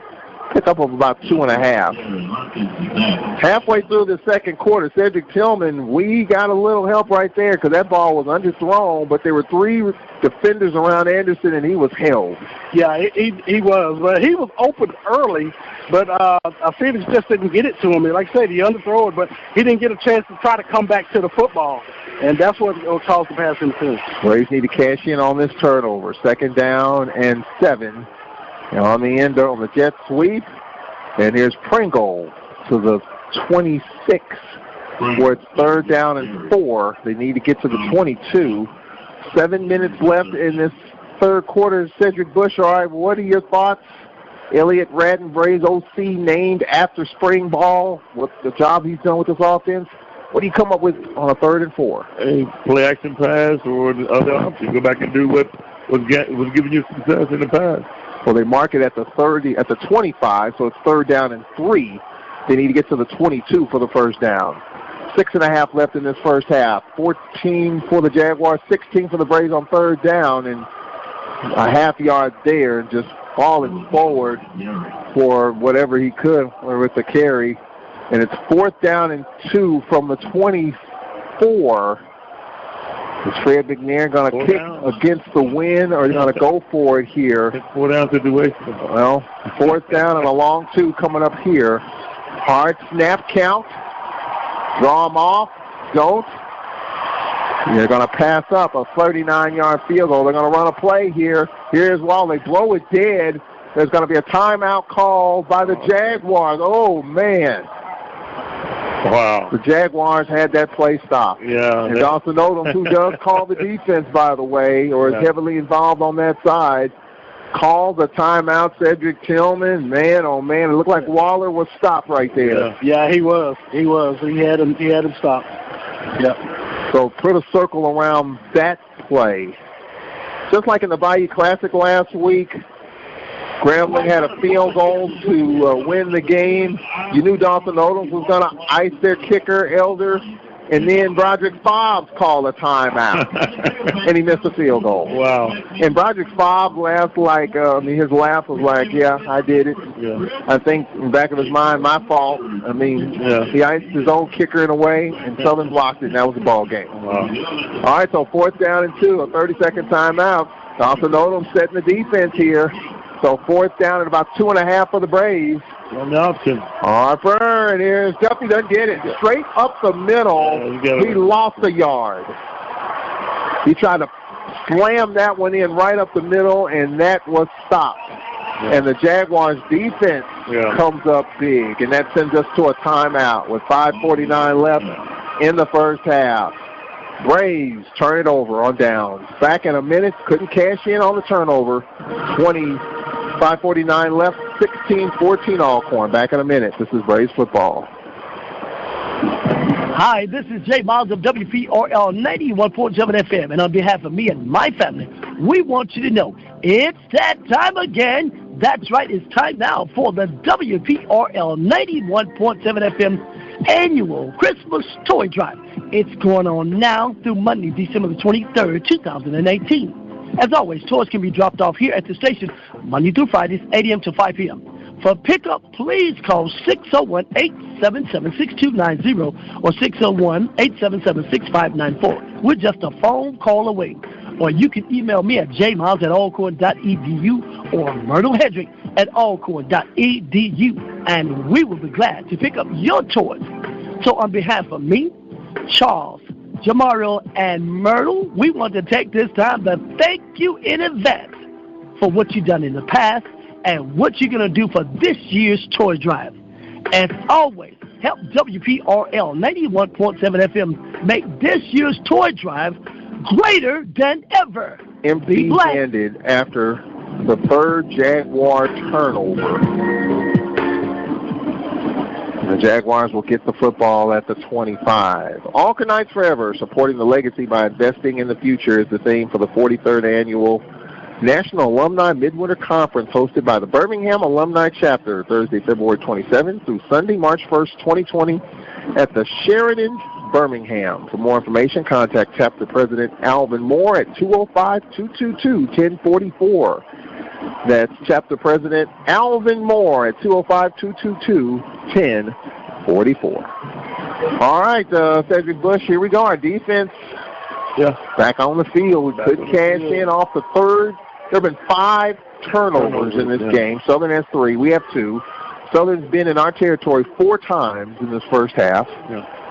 And the Jaguars have it here at the 25. Going back to the offensive series, the only reason I said to go with the option or play action pass is because you're making them think now. That's not going to get it for Southern. Right, 3-man front here for Skelton. They cheat off the edge. They fake the pitch. Skelton will keep it, and Skelton just falls forward for a 2-yard pickup. They were cheating on the edges, and Skelton kept it up the middle for a 2-yard pickup to the 27. 2nd and 8 with 5.5 minutes left in this first half. A lot to talk about. My first ever interview with the MEAC Commissioner, Dr. Dennis Thomas. Of course, he's the brother of former Braves coach, Dr. Johnny Thomas. We'll talk about some of the MEAC stuff going on. Of course, they don't have a MEAC championship game. Why not, you ask? We'll ask them. The FCS playoffs, they really lean that way. Why is that, you ask? We'll ask them. Coming up at the break. 2nd down and 8. Those are pressing questions, at least for me anyway. Skelton will check down. This is caught and falling forward short of the first down. Then 3rd down and 1 coming up here, Cedric Tillman. Cedric Tillman, we left points on the field on that last occasion after the 3rd Jaguar turnover, and they got a 3rd and short coming up. Yeah, I thought we kind of got conservative there once we got the football down there, and we Southern called a timeout, and we came back and ran the same play. So I thought that was kind of strange, but let's see if the defense will get off the field. Yeah, they helped us right there. Braves cheating up here on third down, and a first down run, and with the carry, and it's a first down, just power football. The trenches. The first down for the Jaguars. Drive continues. Sims. The Jaguars won the game last week without Southern's two big backs, Jared Sims and Christopher Chaney. Neither one of them played in the Bayou Classic last week. On first down, and Sims again, power football. Southern straight downhill, a pickup of about 5, close to 6. They mark it at the 44. Gain of 5, 2nd and 5. 3:53 left. The Jaguars have 2 timeouts. So do the Braves, and they're going no huddle here. 2nd down and 5 from their own 44. 16-14 Alcorn. On 2nd down, there's another run. Sims, boy, he is explosive. And Sims picks up the first down. First down carry, and it looks like Mikhail Webb with the tackle. So here come the Jaguars. First down, Skelton points left and right. Oh, it's Webb pointing left and right. Play action for Skelton. Steps up. Ball deflected. This ball should be intercepted. Another turnover. Unbelievable. Another turnover for the Jaguars. I think Skelton's hand was hit, and the ball popped up straight in the air. That's the 4th turnover for the Jaguars in this first half. Ball popped up straight in the air like a fly ball, and Webb with the intercept, Cedric Tillman, and the defense got it done again.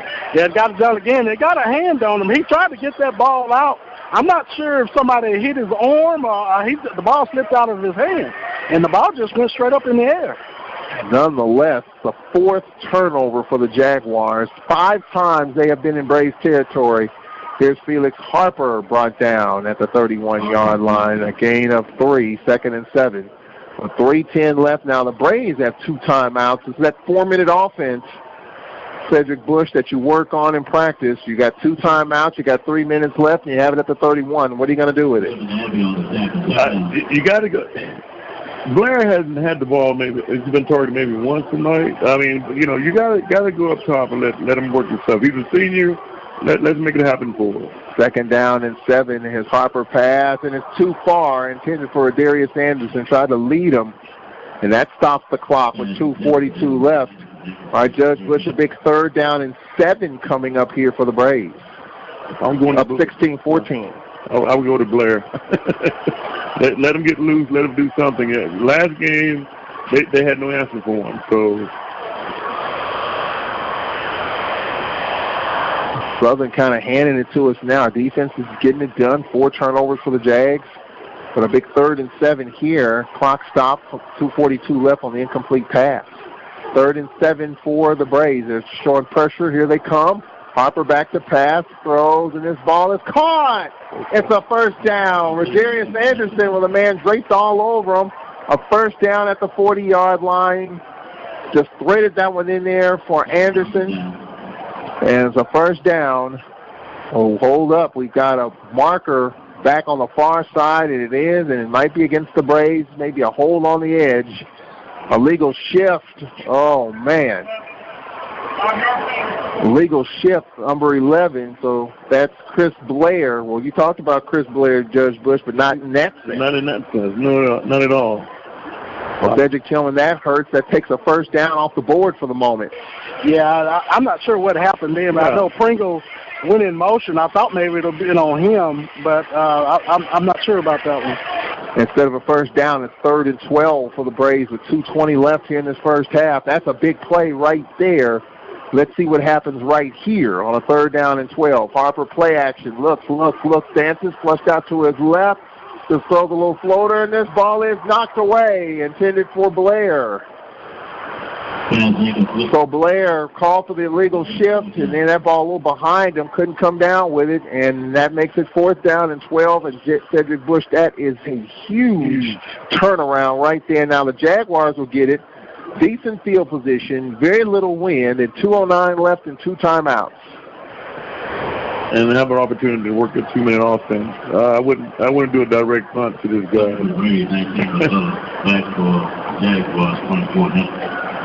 Hitting that is 38. The snap. Partially blocked. And the Jaguars, the Braves fall on it. Holbert falls on it at the 48. That ball's partially blocked, and McCullough's shaken up. He's helped up. Looks like he's okay, but that ball partially blocked right there, Cedric Tillman. And the Jaguars, Cedric Tillman, will get it at the Braves 48 with 2 timeouts and 2 minutes left in the first half. Yeah, another great field position for them to end of this quarter, Charles. So the Braves got to defend it again. What's that, the 5th time, Cedric Tillman, that they've been in our territory in this first half? Yeah, we got to do better than this. You know, we got to play field position in the second half. All right, so Southern, all the opportunities, they've been in our territory 5 times. They have 4 turnovers in this first half as well. First down for Skelton. On the read, they keep it here. There's a run of about 9 yards.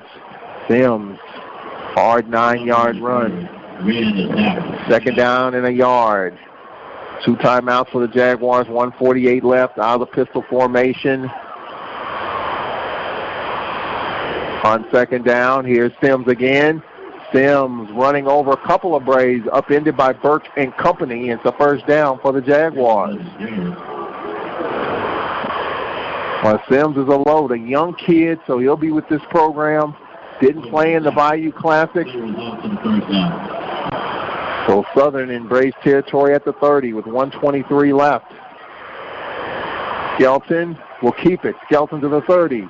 25, gets the edge. No, he doesn't. Got to the 25 and couldn't get that edge. Morrison with the tackle. Morrison on a 5-yard pickup. If he got that edge, Cedric Bush, he might have scored on that one. Skated about to do it, no doubt about it.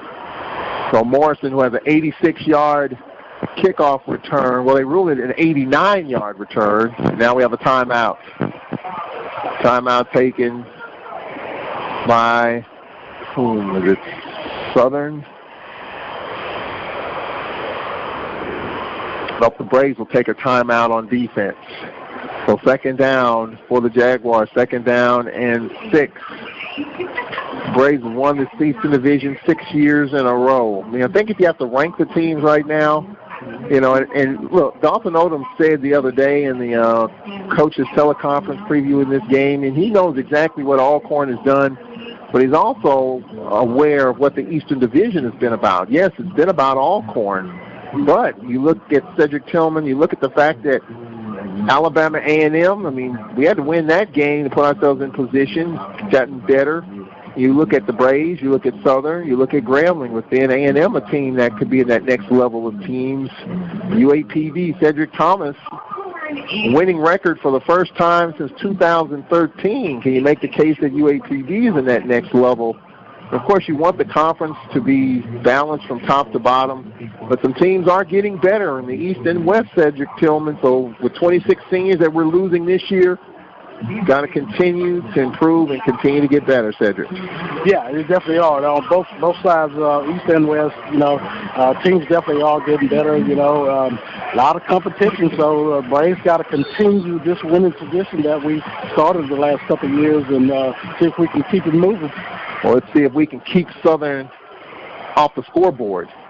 Second down and a long 5 for the Jaguars at the 25 of Alcorn. Skelton, pass on the edge. This is a catch and no gain. And complete for no gain. So third down coming up. 47 seconds left. The Jaguars will take a timeout. They tried to screen on this right side. The Jaguars will get the ball to begin the second half. So this is kind of Cedric Bush, a 2-for-1, as they say. You want to get some points to end the first half, and then you come out and you get the ball to begin the second half, and you want to do something with that for Southern. So they're looking at a 2-for-1, and the Braves are trying to get in the locker room. Yeah, that's just the biggest part is getting momentum. They have momentum going in, and when they have momentum coming back out. So that's the biggest part. of what we're dealing with the Alcorn Braves defense. That defense has to go regroup because they're tired. I can't say it enough. They have to get off the field more.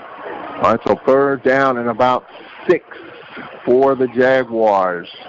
Sims to the right of Skelton. Jaguar, we haven't called Hunter Register's name in a while. Double stack receivers right, receiver left. And Skelton back to pass. Steps up, Skelton dances, reverses his field, side swipe, and is going to be thrown down. I mean, that pocket collapsed like a wall. A loss back to the 33-yard line that might have taken him out of field goal range. He had 30 seconds left and counting. And Dawson Odoms has a decision to make. You're looking at a 50-yard field goal against the wind. He'll probably let this clock wind down, take a timeout, play clock it hasn't even started. So I think he's going to leave his offense on the field and maybe go for a Hail Mary here. He may call a timeout. He's got one in his pocket. Clock at 7. Well, this will be the final play. And Dawson Odoms didn't want to give the Braves an opportunity. Southern will have one. So the Jaguars burn their final timeout. So they'll have a Hail Mary coming up here from the 32-yard line. He passes up on a 50-yard field goal against the wind. So in the final seconds of this first half, it's been a back-and-forth game, 16-14. The Jaguars have had the lead all of about, I wouldn't even say, 2 minutes in this game. Yep. When the if you just look at the times that they did lead, if you add up the amount of time that they led in this game, about 2 minutes. The Jaguars got the lead on a 32-yard Sims run, and then 11 seconds later, Morrison's 89-yard kickoff return. So now they're going to go for a field goal. Interesting here. Straight up the middle, Barajas on for a 50-yard field goal attempt. With 5 seconds left, and the Braves are going to call a timeout to ice them. No need to take him into the dressing room.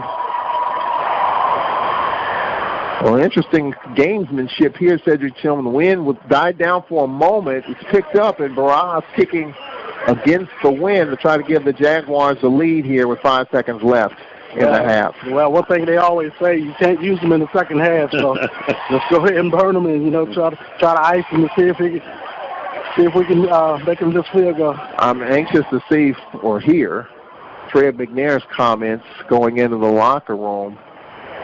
The Braves have done terrific in the second half of games, have come out. They'll be on defense to begin the second half.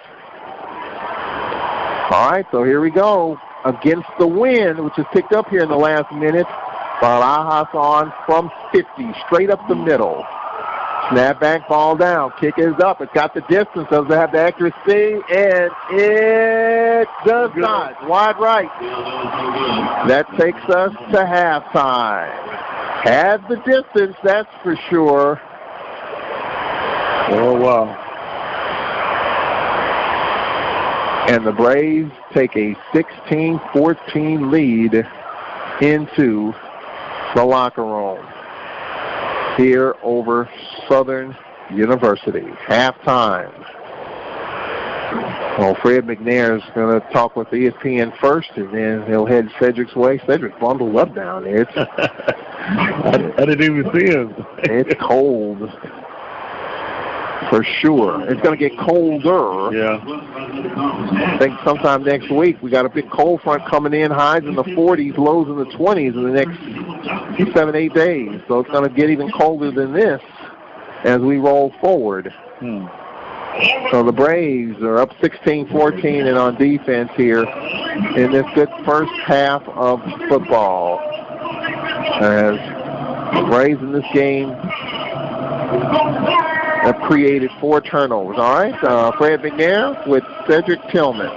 Well, Coach, we overcame turnovers to get back in this ball game. Yeah, we killed ourselves, man, and we just got to tighten up and got to go in and settle these guys out and come out and play a better second half. We do that, we'll be fine. Okay, Coach.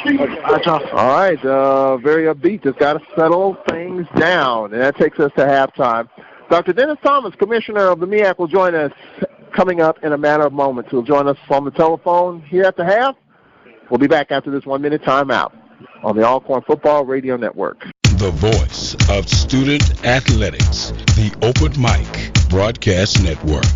Up 16-14 will be on defense to begin the second half. We're joined on the telephone by longtime MEAC Commissioner Dr. Dennis Thomas, who's been on that post for 18 years. Conference on the rise. They own their own building where they are housed. That took place a couple of years ago. And a lot to talk about with FCS football, the MEAC Conference, and the Celebration Bowl. Dr. Dennis Thomas, the brother of former Alcorn football coach Dr. Johnny Thomas, joining us. We really appreciate you coming on with us, joining us on the telephone here on At the Half. Well, thank you very much, Charles. It's always a pleasure for me to talk about my alma mater. And I have fond memories from having played and coached there. And when you initially stated the name of the stadium, Jack Spinks and Coach Marino Castle, that really struck home with me because Coach Spinks coached me as the offensive line coach, and obviously I played the offensive line center, and Coach Castle was the head coach. So those are two giants, as far as I'm concerned, in the annals of Alcorn State University football.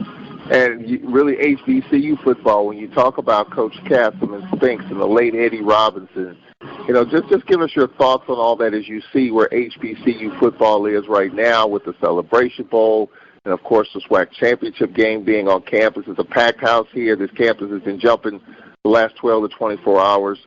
You know, just give us your thoughts on the legends and the pioneers of the Southwestern Athletic Conference.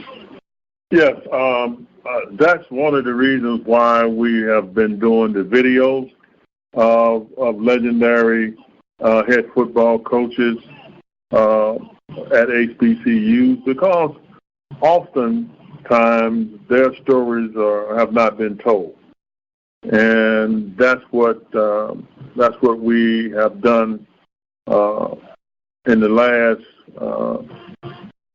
5 or 6 videos that we have done. I don't know if you've actually seen any of those videos.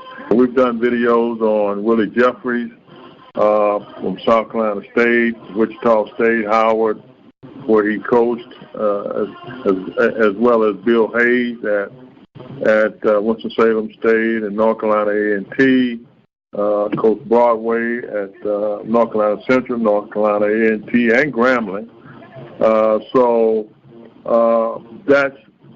I felt compelled that their stories needed to be told. And so we're very pleased with that in terms of the state of HBCU football. I have to tell you, it's just not those legendary coaches could have coached on anybody's level. And so it's not just relegated to HBCU. It just so happened that they spent their careers there. Speaking of that, and that's a pretty good segue as we roll forward here. Of course, the Celebration Bowl is in 2 weeks. And I understand, and John Grant, the executive director of the Celebration Bowl, who we'll be talking with through the second half of this game, said that North Carolina A&T, who of course had to win out to win the MEAC, sold out of their ticket allotment in 24 hours. I saw that on social media, and I thought it was like fake news. Wow, that quickly that they were able to sell out of their allotment. And John Grant confirmed to me that that is, in fact, the truth.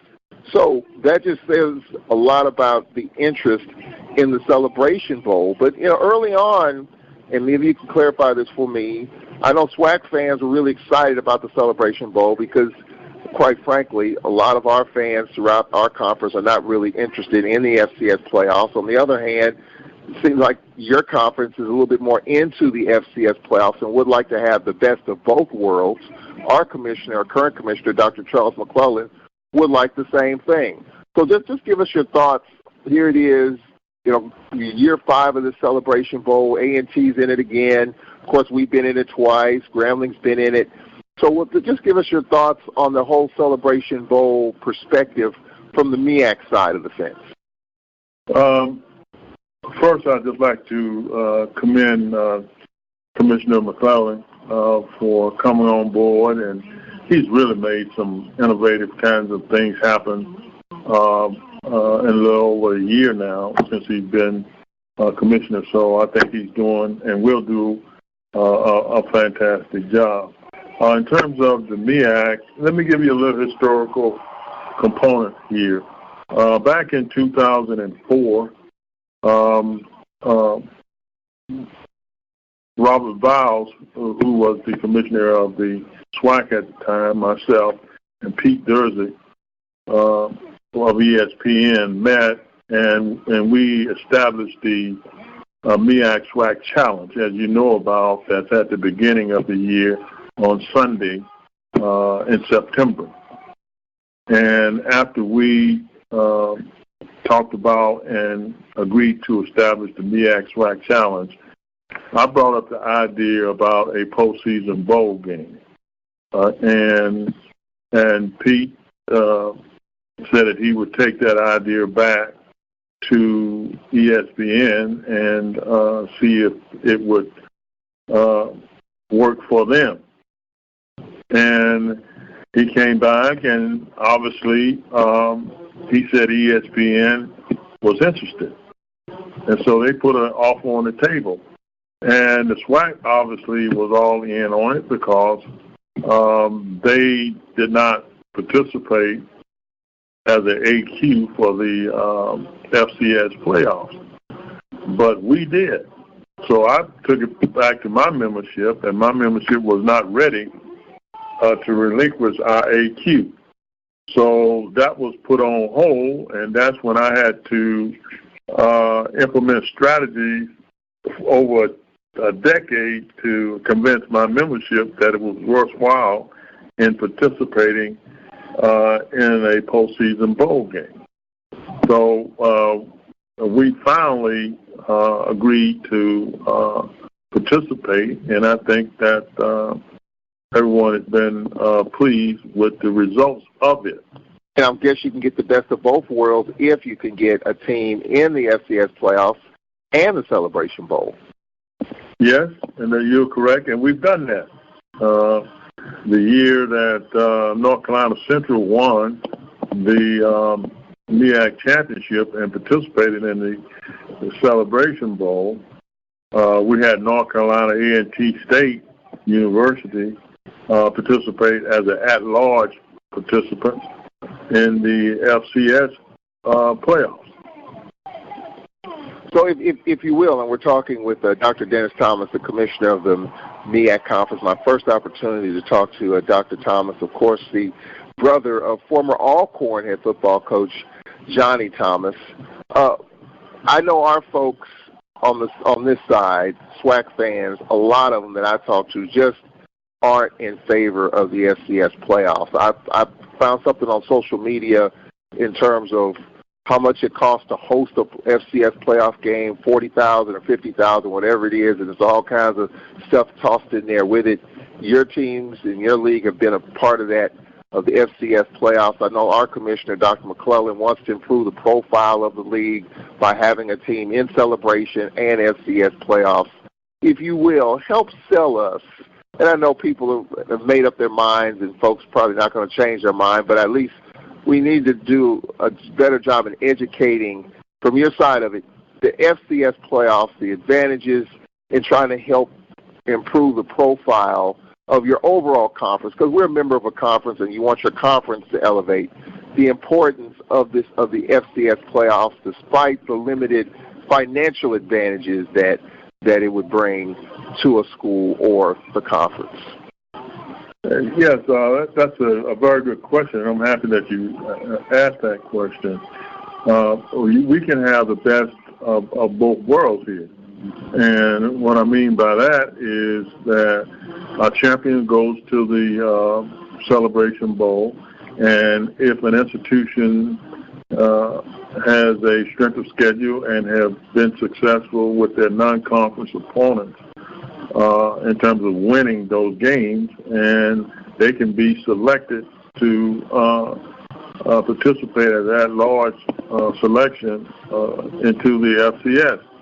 Now, what does that do? That adds to the branding profile of an institution and conference when you can participate not only in the Celebration Bowl but FCS championships. And it gives our student athletes another opportunity and experience and exposure as well as coaches. And it gives our fans another opportunity to support their teams. And so it really exposes and enhances, and in a marketing standpoint, another opportunity for our institutions to be successful. Now, also, what people do not understand, some people don't understand, is that the more branding and exposure that you have, that adds to more people being aware of your institution and conference. And that has an impact not just on student-athlete recruitment, it has an impact on student recruitment as well. So when more students know about your institution, see what an outstanding institution it is, academic institution it is, then we've seen increase in enrollment, not only from the Celebration Bowl participation by North Carolina A&T State, but also when we've actually participated in the FCS playoff as well. Now, all of the games on FCS playoffs are televised now on one of the ESPN platforms, so whether that be ESPN3, ESPNU, ESPN2, so that's additional exposure for those institutions as well.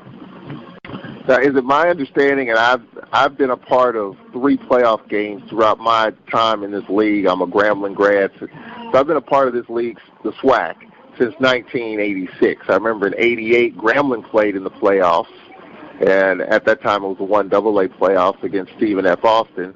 And then since being here at Alcorn in '92 and '94, we've been in 2 playoff games. So when you look at the playoffs as it stands, I think our fans would like to see an automatic bid to the FCS playoffs, but my understanding is that because, at least for the SWAC's perspective, you have to have all your teams eligible to participate, meaning that they have to be available to play. And we know the Bayou Classic, that's Grambling Southern, and the Turkey Day game, Alabama State, starts around the time that the playoffs start. Is that still the case? Because I've kind of been out of the FCS loop in terms of the postseason and all that. Is that the reason why the SWAC does not have an AQ, an automatic qualifier, or what does it take to get that? And does the MEAC have it, and will it have an automatic qualifier? You're correct. It's still the same. All your conference schedules, or all schedules for FCS, have to be completed the Saturday before FCS playoff starts. So any conference that play on the same weekend that you have the playoff starting, you cannot receive an automatic qualifier, the AQ. So that's the reason why the SWAC does not have an AQ. In reference to the MEAC, our champion goes to the Celebration Bowl. So in the FCS, your champion, the only reason why you can receive a AQ is that your champion must be eligible to go. So our champion is no longer eligible to go because we have designated our champion to participate in the Celebration Bowl. So that's the reason why we lost our AQ.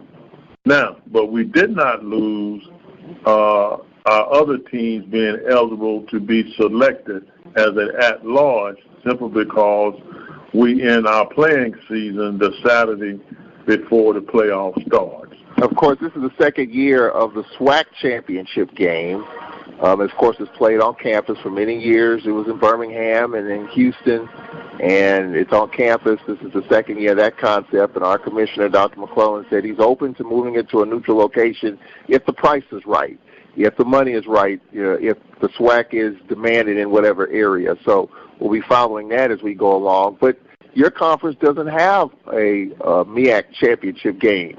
Is that something that's on the plate of the presidents and the coaches, or are they pretty much content with the regular season champ being the team to go to the Celebration Bowl from the MEAC? At this point, we have not made any other decisions about a championship game.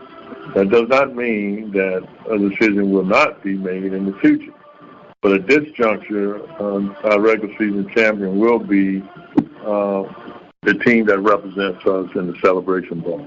What are your thoughts on it? You've been in tap with this thing for a while. You talked about how you started in the early 2000s and trying to have this type of game. It was once the Heritage Bowl, and it lasted a few years, and then it went away, and now we have this. Are you of the mindset of a MEAC championship game, or are you kind of in a holding pattern on that? Well, I think the holding pattern is a good term initially, but I think we have to do our due diligence to see what are the possibilities, the upside and downside of having a MEAC championship game, and actually how could we actually pull it off, because we still want our institutions to have an opportunity to be an at-large selection for the FCS. So, in essence, it would have to be a week, the week that before the FCS playoff, we would have to have that championship game on that week before, that Saturday before Thanksgiving. So that would push back the schedule of our institutions. So that is to be considered as well. And that's MEAC President Dr. Dennis Thomas. Are you one of the many Americans that deal with the effects of diabetes? Diva Skin Conditioner could be the remedy that you need. Diva Skin Conditioner is a formulation that was designed with you in mind. Diva Skin Conditioner comes with a money-back guarantee. That's how confident they are in their product. For more information, visit divafeet.com. That's D-I-V-A-H, feet.com. Or you can speak with a representative by dialing 903-270-0026. As we get ready for the second half, the Jaguars have had the lead for a minute 56 seconds in this game, and the Jaguars have outgained the Braves 257 to 107 and have run 16 more plays. But the Jaguars have had 3 fumbles and an interception in the first half, and that's taken the steam out of the Jaguars. Although, Cedric Bush, they're very much in this game. Braves up by 2, and the Jaguars will get the ball to begin the second half. Yeah, we're going to get out of here, make sure we get a defense off the field pretty fast on this, and get a chance to get back on offense. Mix it up a little bit, screens, draws, whatever we have to do, play action pass, run the option to keep Southern's defense offset. So here we go. There's a short kick from the 16-yard line to the 20, 30, 35, or 40-yard line. A 26-yard return for the Jaguars. First down and 10. And on that carry was Kendrick Jones on the return, the junior. All right, so you look at Skelton, 13 of 17 for 118 yards, sacked twice. We've held Hunter Register in check. As a matter of fact, Hunter Register has yet to register a reception in this game. So first down from the 39-yard line, 16-14, the Braves with the lead. Skelton out of the gun. And they go back to the run here. Comes with the carry. And it's going to be brought down after a 3-yard pickup. I think you're going to get plenty of Sims in the second half. Cedric Tillman, give us your thoughts. 2-1 in terms of yardage. Southern's run 16 more plays despite the turnovers. and it's a 2-point Alcorn lead. Yeah, we're lucky that we're still in this football game with all those turnovers going on, but we just got to create some more opportunities to capitalize on those. And now they get out on the edge here, the 45, and it's going to be close to a first down. Sims again. Sims, you talk about what he's done. He's got over 100 yards now, or right at 100, running the football for the Jaguars. Well, it's going to be short. 3rd down and 1 coming up here for the Jaguars. Expect Skelton to keep it here, probably on 3rd and 1 as they approach midfield. Early in the 3rd quarter, on 3rd down and 1, and here's Sims again, lowering his shoulder, turns it upfield. Needed a yard, got 3, and a first down for the Jaguars.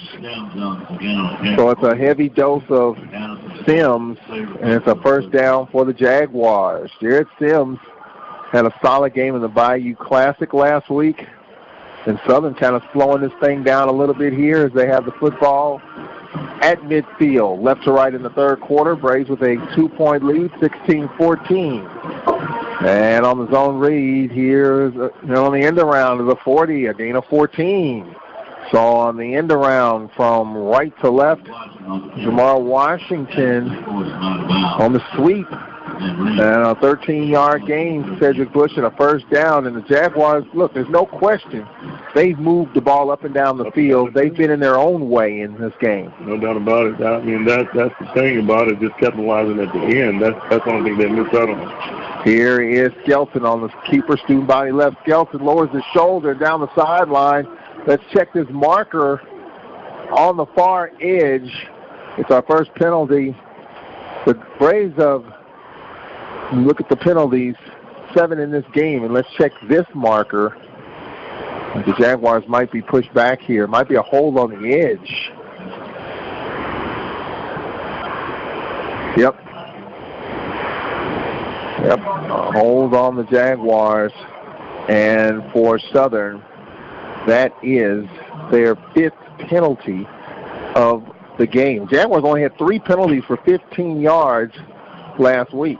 They had pretty much a clean ball game penalty-wise, turnover-wise as well, but not the case here today. 1st and 20 for the Jaguars.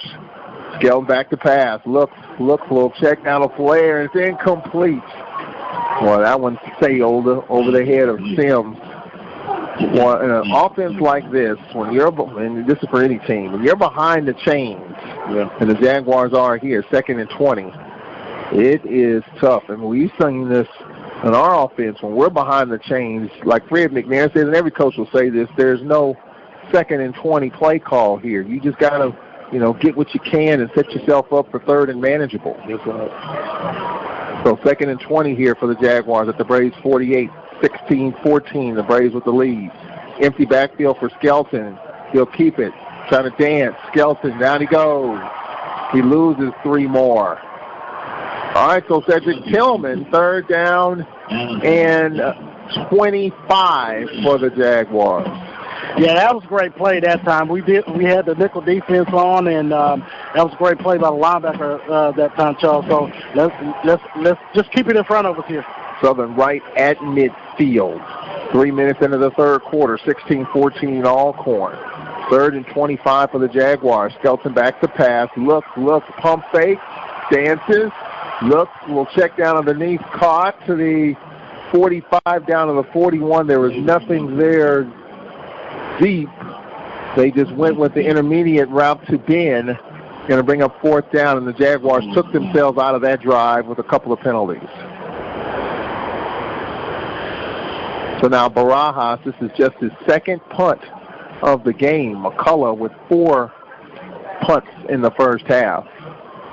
Barajas standing at his 44-yard line. 4th down and 15. Early 3rd quarter, the snap, the kick, a line drive kick, and it's going to be caught at the 5-yard line. 1 missed tackle, and it's going to be tackle fumble on the sideline, and the Braves are going to have it inside their 5, maybe the 1. And man, how dangerous was that? 2-yard line, Pringle, and that's not what Fred McNair wanted. right there from Pringle. He was tackled at the 5 and went the wrong way. And the Braves will have it at the 2-yard line. That takes us to a timeout. Braves with the lead, but backed up inside their 2 with 11:08 left in the third. 16-14 ASU. Back in 1 minute here on the Alcorn Football Radio Network. The voice of student athletics, the Open Mic Broadcast Network. Back here live at Jack Spinks Marino Castle Stadium. They're looking at that play. They're not reviewing it, but Pringle was very fortunate because that ball looked like Pringle might have been close to the end zone there. They're not going to look at it or review it, Cedric Tillman, but that was very dangerous there by Pringle. Yeah, it was. I wish he would just let that one go, but he did fumble the ball. But I think what they were saying is they blew it dead at the 2-yard line. I think that's what they was trying to do. Well, thankfully they blew it dead. Cedric Tillman, we got to get some offense going. Just 107 yards of offense so far in this game. Yeah, most of that came in that last quarter within 5 minutes, Charles. So we definitely got to just play safe right now. Yep. And the running game, just 41 yards so far. Be careful right here. Harper 4 yards deep in his end zone. Hard snap count. They scan. 18 on the play clock. Huge drive here. Braves just have to be safe with it. Just get out of the shadow of their own goalpost. Up 16-14. Play action for Harper. Looks, throws low, incomplete. One hop that one. Second down and 10. Intended for Chris Blair. Well, you talk about the 2 receivers. Hunter Register has not registered a reception, and Chris Blair has not registered a reception either. So the 2 top receivers so far have canceled each other out. Second down and 10. On second down, the Braves just punch it out here to the 5. Third down and 7 coming up here is Sean Waller, who's been out the last couple of games with a groin injury. And here's a huge play, Cedric Bush. Third down and 8 coming up for the Braves. Just a 2-point Alcorn lead. You hear the defense, Jags defense on the far side. Southern trying to flip the field. The Braves trying to pick up a first down and keep the drive alive. Third down and 8. Harper, play action, looks, throws. Afraid this ball is going to be incomplete. Trying to thread the needle. Intended for Anthony. I'm sorry, Rodarius Anderson. He's shaken up. That was in triple coverage right there, Cedric Tillman. Yeah, they had that covered. They're looking for the deep ball, guys, and that's one thing I saw in the first quarter. They're not going to give us that. The safety's playing over top, and the defender is right there. So I can see if he ran a curl route or something, something to the sideline, but they're watching the deep ball. Oh, it's a helmet to helmet. Looking at the replay here. Helmet to helmet, and Anderson took the worst of it. Helmet to helmet. Helmet to helmet. Yep, looking at the replay, and he is shaken up. Helmet. Yep. As he lunged for it, it was helmet to helmet. Looks like he's okay. Rodarius Anderson, he got injured in the Celebration Bowl last year, and Fred McNair talked about it throughout the course of the season. It's taken him some time to recover from that injury, and the Braves need to recover here as McCullough, 9.5 yards deep. He takes another step back on that line, and the referee's looking right at the line. Southern going for the block, the snap, and the kick. Short kick. And it's going to be caught at the 40-yard line. A missed tackle, 35, and dropped around the 34. And we got a late flag out. 2 late flags. We got on sportsmanlike conduct, a face mask, could be a plethora of things here. I don't know. And this is huge. Injured Brave as well, looks like.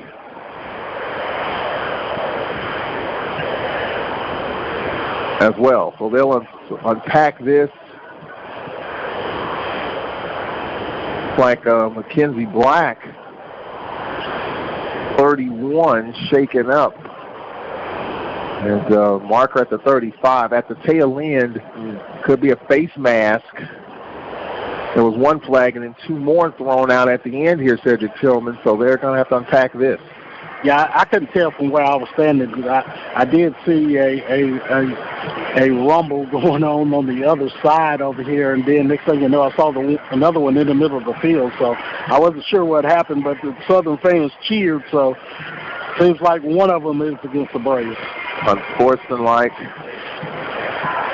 of the injured Brave, by the way, is Colton Mingy, the junior. All right, so they're going to unpack this here. One late at the tail end, and then another two at the end. Mingy's try to shoestring tackle. Just give him a good move. Right here, 33. Because after the foot, they ball. Number 64. Whoa! Wow. That's 30 yards. 30 yards is stuff. 30 yards in penalties. Webb and Franklin Smith. So how far you move the ball down? That's almost to the 5-yard line. Both penalties enforced. And the Jaguars will have this football inside the 10-yard line. At the 10. 9.5. Huge penalty, Cedric Tillman. Huge two penalties. Yeah, we can't have that. We can't have that. This is a very important football game, and we can't have all that going on. All right, now they got the Jaguar Nation up and going on the far side. All right, here we go. First down and goal. Two big penalties, and we're just complimenting how the Braves have done a nice job in not being penalized, but those two hurt. An inside trap play and a missed tackle inside the 10, down to around the 6-yard line. Second down and goes a missed tackle there. Sims, they mark them at the 7. Second and goal from here. Under 10 to play. 9:53 left in this third quarter. Two huge penalties, 30 yards and penalties enforced from the return. Southern started inside the 10. Now they have a second and goal at the 7. Got to watch Skelton. Empty backfield. They spread the Braves out. Looks like strong side right. Play action for Skelton. Looks, throws, and it's all intercepted. Intercepted. Another turnover. Unbelievable. Jawan Taylor with the pick and a horrible pass by Skelton. Will take it. You run the ball well the whole half, the whole game. Well, I don't know. No way. That ball was no chance. There were two Braves there. They had registered bracketed timeout. Yeah. This is unbelievable. The Jaguars have done everything but help themselves. They've hurt themselves, and the Braves have to cash in. Timeout on the field. 9:29 left in the third. Braves protecting a 16-14 lead. We'll be back in 60 seconds. This is Alcorn Braves Hi, football. This is Jay Miles of WPRL 91.7 FM, and on behalf of me and my family, we want you to know it's that time again. That's right, it's time now for the WPRL 91.7 FM annual Christmas Toy Drive. It's going on now through Monday, December the 23rd, 2018. As always, toys can be dropped off here at the station Monday through Fridays, 8 a.m. to 5 p.m. For pickup, please call 601-877-6290 or 601-877-6594. We're just a phone call away. Or you can email me at jmiles@alcorn.edu or Myrtle Hedrick at alcorn.edu, and we will be glad to pick up your toys.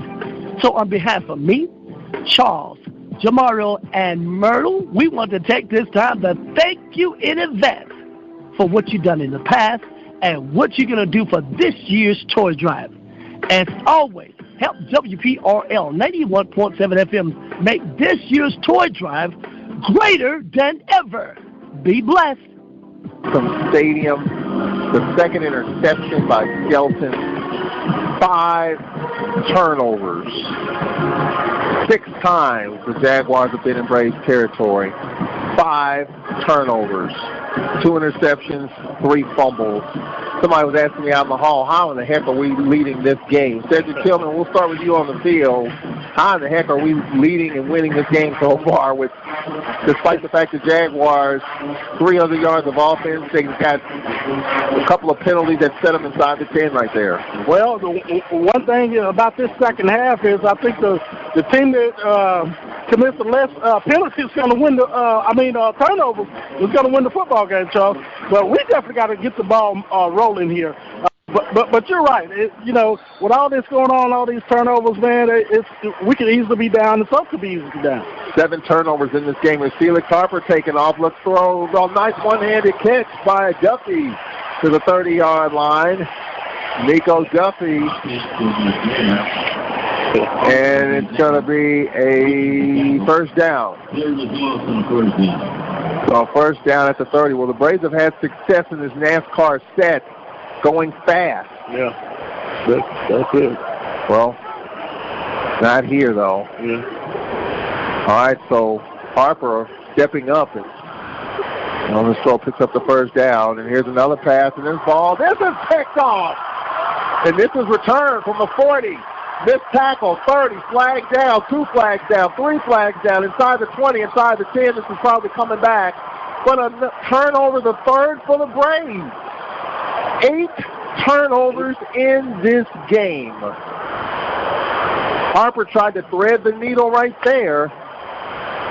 And let's check these markers. Block in the back, probably on the return. There are 3 markers down at the 35, at the 40, and at the 45. So let's unpack this with 8:42 left in the third quarter.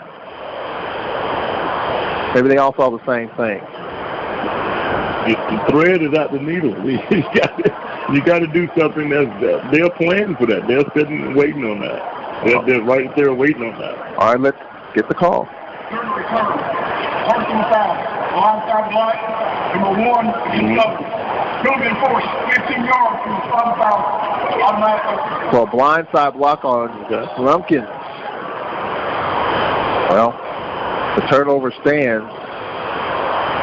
And Cedric Tillman, Felix Harper only had 5 interceptions coming into this game. He's got 3 today. Yeah, but they've been playing the slant pretty good tonight, so I'm not sure why we keep going back to it. And that time he just played a heck of a play. Yeah. It was a nice pass. It was right where it was supposed to be. Defender just jumped in front of it. So I guess what we're saying in street vernacular, Southern sitting on it. Yep. First down at the 45-yard line, their own 45, with 8:42 left in the third. 16-14, the Braves with the lead. An unbelievable turn of events here, and Southern going back to the run of the 50-yard line. Oh, there's a fumble, and the Braves fall on that.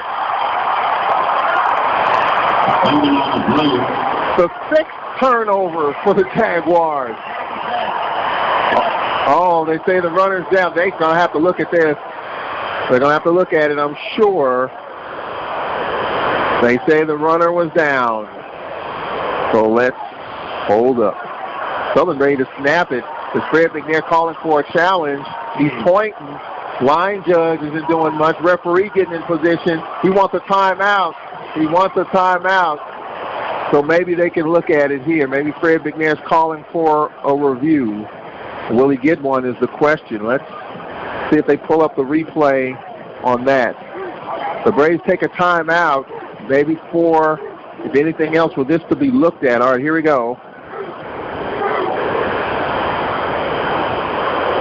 Oh, the ball is out. Oh, my, yes, clearly. The ball is out. Ball is out. Clearly, that ball is a fumble. Clearly. No question about it. They have to look. That is an obvious fumble, Cedric Tillman. We've got the replay right, the ESPN feed. Okay. There's no doubt that that's a fumble. Yeah, it was out on the way out. This was Miss Allen. I know it bounced around, so it had to go. The ball was out. I can't tell from here. Yeah, we sit down on the replay. It's clearly out.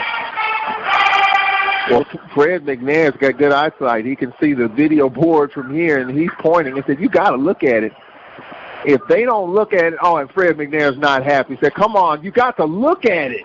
Body language says everything, folks. Oh, yeah. Fred McNair down in the kneeling position. Like, come on, man. Look at it. You got to look at it. No way. That is...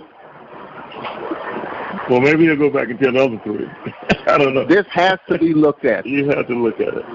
Has to be. And Fred McNair's like, you kidding me? Oh, wow. They're not going to look at it. They've got to...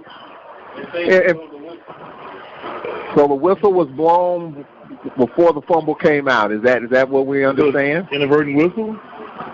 They blew it dead. They must have. That's the only... Cedric Tillman? No, okay. They blew it dead. Yeah, he said that's what happened. Oh, wow. Man. Well, we play on. Yeah. That's why they didn't look at it, because it was blown dead. At midfield, 2nd down and 5. Jaguars go back to the run. Oh, here's Sims to the 40, 35, 30. Tripped up. First down, Jaguars. Inside the 25. So now let's check it. 7 turnovers in this game. And a Southern player down at midfield. Man, this is I tell you, it's not funny, Judge Bush. It really isn't. I'm just saying this is unbelievable, man. I can't believe it. Is Cedric Bush laughing because he's entertained, or is that a lie, a laugh of ticked off? I don't know. Well, I'm trying to keep from crying. Okay, I'll take that one. Yeah. Injured Jaguar. Wow. On the far side, being looked at here, and looks like Houston, the tight end. Well, the Jaguars, nonetheless, have it at the 27. So that's why Fred McNair was in agony. Officials said, Coach, we blew it dead. And he's like, you got to be kidding me. That's what the body language said. Yeah. All right, well, nonetheless, you got to play through it. In spite of that, you got to play through it. Let's see if the Braves can do that. First down from the 25. And Sims. Progress around the 23. 2nd down and long. 8 minutes left in this third quarter. John Grant's going to join us here in the fourth quarter, the executive director of the Celebration Bowl. I asked him a few moments ago when he was up here, how are ticket sales going? He said, great. And he's also talking about the importance of putting people in the stands. Mm-hmm. And, of course, North Carolina A&T sold out of their allotment in 24 hours. Wow. And Commissioner Dr. Dennis Thomas confirmed that at halftime. That was not fake news. That was the truth. Here's a pump fake, a check down, a catch. And let them a little long in with the catch. So to bring up 3rd down, no gain. All right, Cedric Tillman, 3rd down and 10 coming up here for the Jaguars. Well, we can't let Skelton out the pocket. That's first thing. And I think, with Dawson Odoms, we're probably saying don't take a sack, Skelton, because you can take them out of field goal range. So we'll see. Braves looking for a sack. Let's see if they can get it here. 3rd down and 10 from the 25 of Alcorn. 16-14, the Braves with the lead. Skelton back to pass. Here comes pressure. Steps up, throws underneath. Caught and dropped. So to bring up 4th down. So you're looking at a 42-yard field goal, and Barajas is going to come on here. No wind at the moment. It's been gusty at times. No wind at times. Right now there's no wind. Still, Hunter Register. Unheard of in this game. But the same can be said for Chris Blair. Right from his near hash mark, Barajas on for a 42-yard field goal. They'll mark it at the 31. So from 41 near hash mark, crowd making noise. Snap that ball down. Kick is up, and the kick looks good, and it is. Good. Plenty of leg for Barajas, giving the Jaguars the lead. 17-16, 6:44 left. Third quarter. That takes us to the timeout here on the SWAC championship game, sponsored by Cricket Wireless. We'll be back in 1 minute. Southern 17, Alcorn 16. The Jaguars, this is their third lead. Their 2 previous leads haven't lasted but about 2.5 minutes in game time. We'll see what happens here on this kickoff. Back in a minute. This is Braves football. Hi, this is Jay Miles of WPRL 91.7 FM, and on behalf of me and my family, we want you to know it's that time again. That's right. It's time now for the WPRL 91.7 FM annual Christmas Toy Drive. It's going on now through Monday, December the 23rd, 2018. As always, toys can be dropped off here at the station Monday through Fridays, 8 a.m. to 5 p.m. For pickup, please call 601-877-6290 or 601-877-6594. We're just a phone call away. Or you can email me at jmiles@alcorn.edu or Myrtle Hedrick at alcorn.edu, and we will be glad to pick up your toys. So on behalf of me, Charles, Jamario, and Myrtle, we want to take this time to thank you in advance for what you've done in the past and what you're going to do for this year's toy drive. As always, help WPRL 91.7 FM make this year's toy drive Jack Spinks Marino Castle Stadium in the 2019 SWAC Football Championship hosted by Cricket Wireless. You know, Judge Bush, as you said, and I say back and forth, you said dip and tuck. We're saying the same thing. Same thing. It's a barn burner. That's all I can tell you. So when, like, whoever has the ball last without making a mistake is going to be the one to win this game, because both of them are turning the ball over in good field position, and, you know, it's putting a lot on the defense. But the defense is holding up as well as I'm seeing. You go through all that and only give up 3 points, so you're doing great. That's in my book. I said 24-19 Alcorn. I predicted, this is fumble picked up, and Pringle falls on it. So Pringle on his last attempt went backwards, hurt his team there, and fumbled it, and fell on it here at the 22-yard line. And that's where the Braves will get it. Great crowd here, second year in a row. The number 1 overall seed in the conference hosting the championship. Dr. McClellan said on the podcast this week that he's open to move the championship, the football championship, to a neutral location. The money has to be right. That's the bottom line. That's it. So I think for right now, this format's going to stay where it is.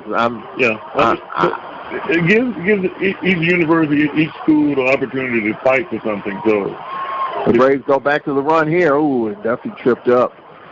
I am going to say this, though, and just to put it out there, just my own opinion, I don't know where it's going to go, how long this format's going to stay, where the number 1 seed will host. Yep. They are building a stadium in downtown Birmingham that's reasonably, as far as seating capacity, that's being done right now. I mean, you know, who's to say if it's going to go there, but that's something that's going to happen. Here's Harper flushed out to his left. Harper to take off. Harper dragged down around the 31-yard line. We'll bring up third down and about 1.5 yards.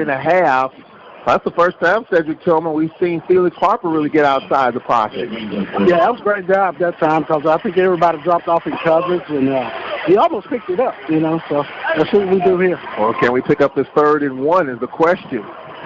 Southern with the 17-16 lead with 5:46 left on third down. They go to run here. Ooh, and it's going to be a first down, but barely. They keep it. Nico Duffy, first down. Deshaun Waller comes in for the Braves. Waller not 100%. He's missed the last 2+ games with a groin injury, and Fred McNair committed to it. He's been asked about it. He said Duffy, Waller will get some work today, and that's exactly what has happened. He's got some work. Waller just 6 carries. So, yeah, he was exactly right. He's getting some work. Maybe he'll get a lot more here in the next 20 minutes of this game. Waller in the backfield to the right of Felix Harper. 3-step drop check down Waller. Waller steps out of the tackle and goes out of bounds where? Around the 36-yard line. A gain of 3, 2nd and 7 with 5:03 left in the third quarter. We'll see. I mean, I think clearly the first 2 years of hosting a championship game on campus, the Braves have done that, proven to be profitable financially, especially if you do the double play, you host and go to the Celebration Bowls. Right. It's a pretty good windfall. But will this format continue? We'll see. On second down, 3-step drop, and this ball is caught very close to the first down. That's Chris Blair's first catch, a gain of 6. All right, Cedric Bush, 3rd down and 1 coming up here for the Braves. 3rd down and short here with 4.5 left. 3rd and 1. 3rd and 1 for Alcorn. Chris Blair's first catch of the game, a gain of 6. 3rd and 1. Got to run the ball. On 3rd down and 1, the Braves do run it, and it is a first down. So Waller picks up 4 hard yards, Cedric Tillman. The drive continues for the Braves. Yeah, we needed that. Great run. We got to be able to at least run for 1 yard. We got to run. If we can't get 1 yard, then we might as well pack up our bags and come off the field. Got to do it. Braves at the 45. Could this be setting up something for even bigger here?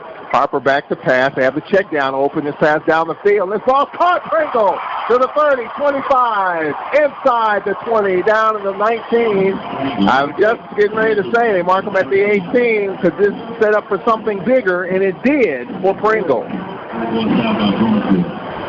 That's what happens when you can run the football. Everybody crowds the box and you can spread things out. So the Braves down 1. Harper looking left, throws, and this ball is incomplete.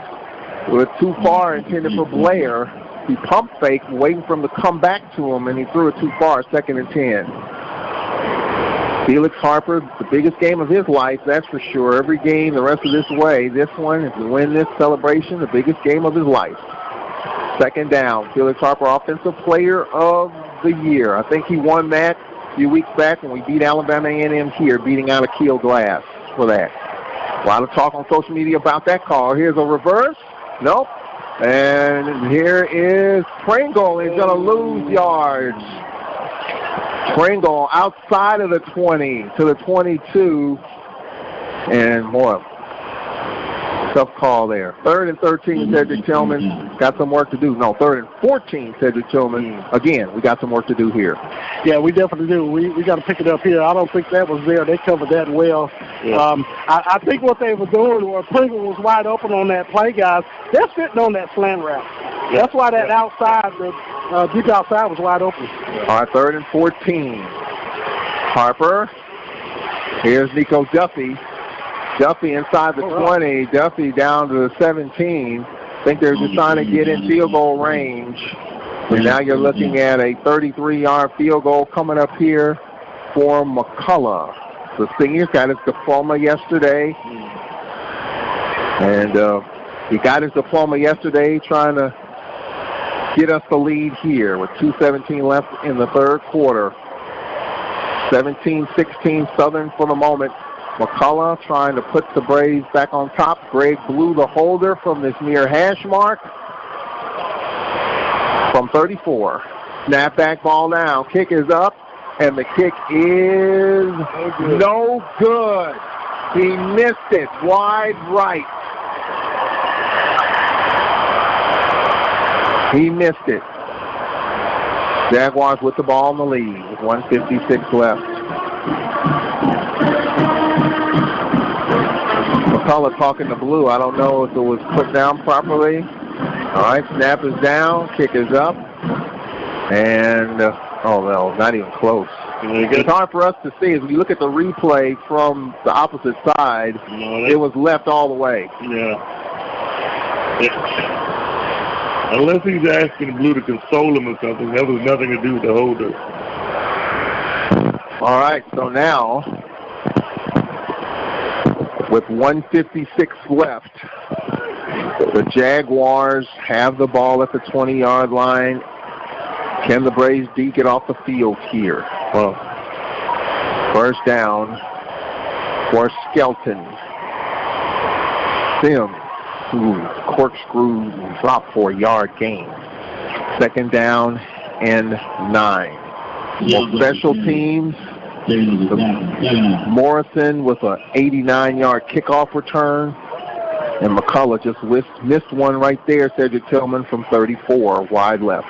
Yeah, he definitely missed that one. We need to come away with some points there, guys. If we get in the red zone, we got to score. Skelton back to pass. Pump fake. Back pedal. Flushed out to his right. Pass low. Incomplete. I mean, Skelton has time to tailgate back there. I'm just saying that's too much time. We got to send pressure to do something to get him off his course. He's too comfortable back there. Patting the ball like Tom Brady. Yeah. It's just... 3rd down coming up. Pass intended for Tucker, the tight end. 3rd down and 9. Oh, it's patting the ball like Drew Brees. I don't think he's happy about that because the Saints are doing well. I got the 49ers coming up tomorrow, though. I'm pulling for the Saints. I'm pulling for them tomorrow. On third down, here's Skelton trying to take off, and he does, but he's got nowhere to go. No gain. Just tackle. 4th and 10 coming up. The defense does its job there, Cedric Tillman, and getting off the field. Great job by Webb. Webb came on the blitz from the left side. He stopped and came back to the middle, and he spied on him and made a great play that time. Knocked Skelton's mouthpiece out. Yeah. And that's exactly how it happened, Cedric Tillman. You looked at that replay. That's exactly how it went down, as Webb started left and then just shadowed Skelton, and as he turned upfield, Webb met Skelton. Barajas at his 6th. The snap, the kick. Low kick.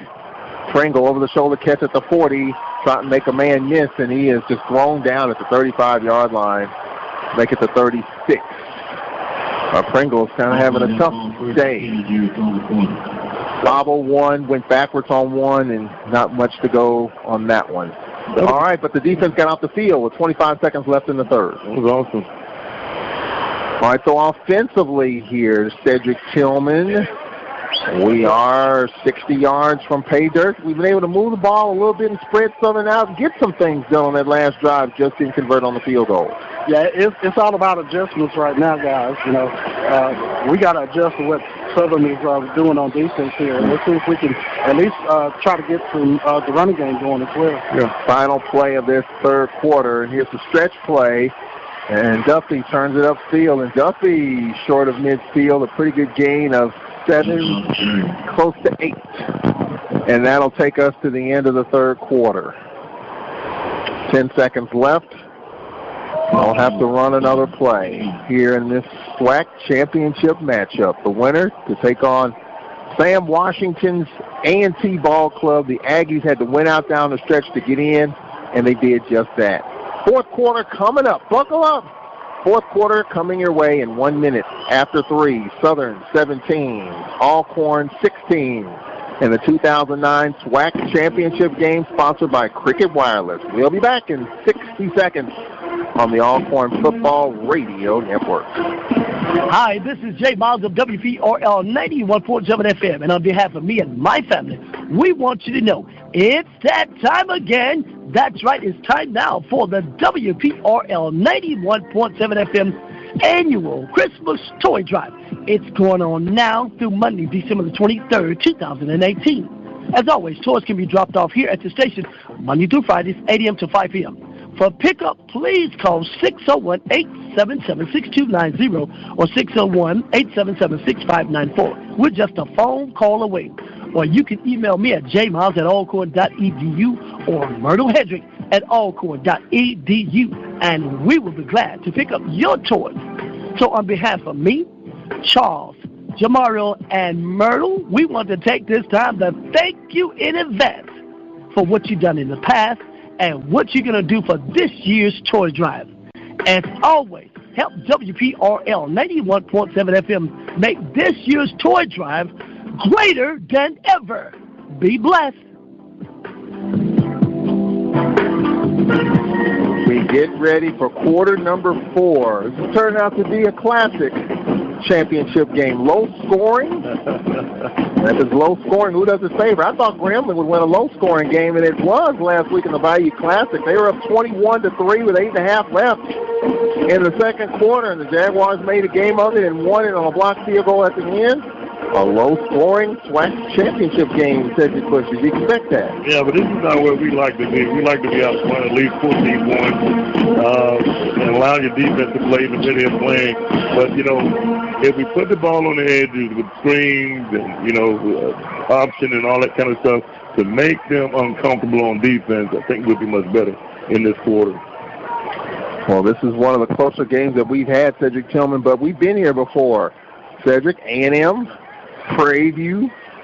I mean, this, you know, we've been in this situation before all year long. So has Southern University. Yeah. Southern's been in this situation, so both teams, this is not unfamiliar territory for either one of these ball clubs. That's right, yeah, A&M game, and, we played closely now in Gremlin, so, hey, we just got to come up here and just minimize mistakes, and we got to start executing from here on out. Yeah, it's got to be a perfect quarter for us. So you would say these are the two best teams in this SWAC that's playing here today? Absolutely. And it should come down to a quarter, a play here, play there. The Jaguar turnovers, though, let's make no bones about it. The Jaguar turnovers are part of the reason why we're where we are at this point. Even though we're trailing only by a couple, it could be something totally different. All right, here we go in the fourth quarter. Nico Duffy trying to plow ahead, shed some tacklers, and is dropped for a first down gain. However, on 2nd and 2, picks up 4 and a first down for the Braves. A good start to begin this fourth quarter. Braves down 17-16. Could have been up, but McCullough missed a 34-yard field goal wide left. Braves in Southern territory. Oh, we got a fumble. Misexchange. Duffy and Felix Harper, and this is a loss back to the 44-yard line, a loss of 7. Thankfully, he put it in the belly and never really secured it. Loss of 7. 2nd and 17 for the Braves. Behind the chains, 30 seconds into this fourth quarter, 17-16, Southern University. 2nd down and 17 for the Braves. Dawson Odom's calling the defense. What does he have here? What does Harper have here? Steps up, lobs it down the field. Wide open. Touchdown. Pringle. Touchdown. Wide open. Wide open. On 2nd down and 17. That was the easiest play the Braves have had all night long. On 2nd and 17, Cedric Tillman, how about it? That was nice. The safety, I'm not sure what they were doing. The corner was one-on-one with him, and they just let him go. Oh, it's 22-17. Break down the defense. Braves look like they're setting up for 2 here. They're trying to make it a 7-point game. Pat White said, get back on the field. So they're going to go for 2. And they're going to take a timeout here. Something. They don't have the personnel on the field. They're going to have to burn a timeout. And Braves got to hurry. Well, they reset the play clock. So they have time here. I think he was asking whether you want the ball on the right hash or the left hash or whatever the case may be. So. Well, the Braves are going for 2 to go up by 7. Well, play clock at 18. So the Braves trying to get set here. Could this be Chris Blair time? Blair and Juan Anthony off to the left. Pringle to the right. Well, that's the easiest play the Braves have had all game. And Pringle wide open. On 2nd and 17. Play clock at 4. Harper rolling to his left, rolling, throws as he's hit, and his ball is incomplete. Almost a one-handed catch by Anderson. So it's a 5-point game. Harper was blasted. Oh, he's slow to get up. He was sideswiped, and then he gets to the sideline on his own. So it's a 5-point game with 14:02 remaining. That sends us to a break. Harper to Pringle. 2-point conversion, no good. Braves 22, Southern 17. We'll be back in 1 minute. This is Braves football. The voice of student athletics, the Open Mic Broadcast Network. 14:02 remaining in the football game. 22-17. Cedric Tillman wasn't a bad idea to go for 2 to try to go up by 7, just couldn't convert. Yeah, it was there, too. He just threw it a little high, and Anderson just got one hand on it, so he just couldn't break it down. Well, the Jaguars had the ball late third quarter with the 1-point lead, and the Braves defense got off the field, Cedric Tillman. I think that sets that up right here. Yeah, we definitely got to step up defensively here and get the ball back. This is time to make a statement right here. Championships are won on defense, and championships are won in the fourth quarter, and especially in a close game. That's what we have right here. 14:02 remaining. Got to be tight on special teams here. So the Coffin corner kick out of bounds, kick out of the end zone. What are you going to do here, Greg Blue? Kick it deep. Kick it deep. All right, Blue, the left-footed kicker, steps into it. Angle to the right, return from the 10 to the 15. Flag is down, 20 to the 30, 35, 37-yard line. It's probably a block in the back or a hold penalty at the 30-yard line, so let's check the marker here on the return. You assume it's either a hold or block in the back. Jaguars could be pushed back to the 20. Let's check this flag. Final home game of the year.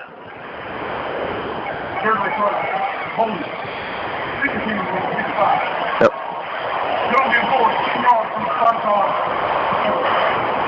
So the Jaguars will have it at the 20. Fourth quarter underway, a minute 5 in. Braves with a 5-point lead, 22-17.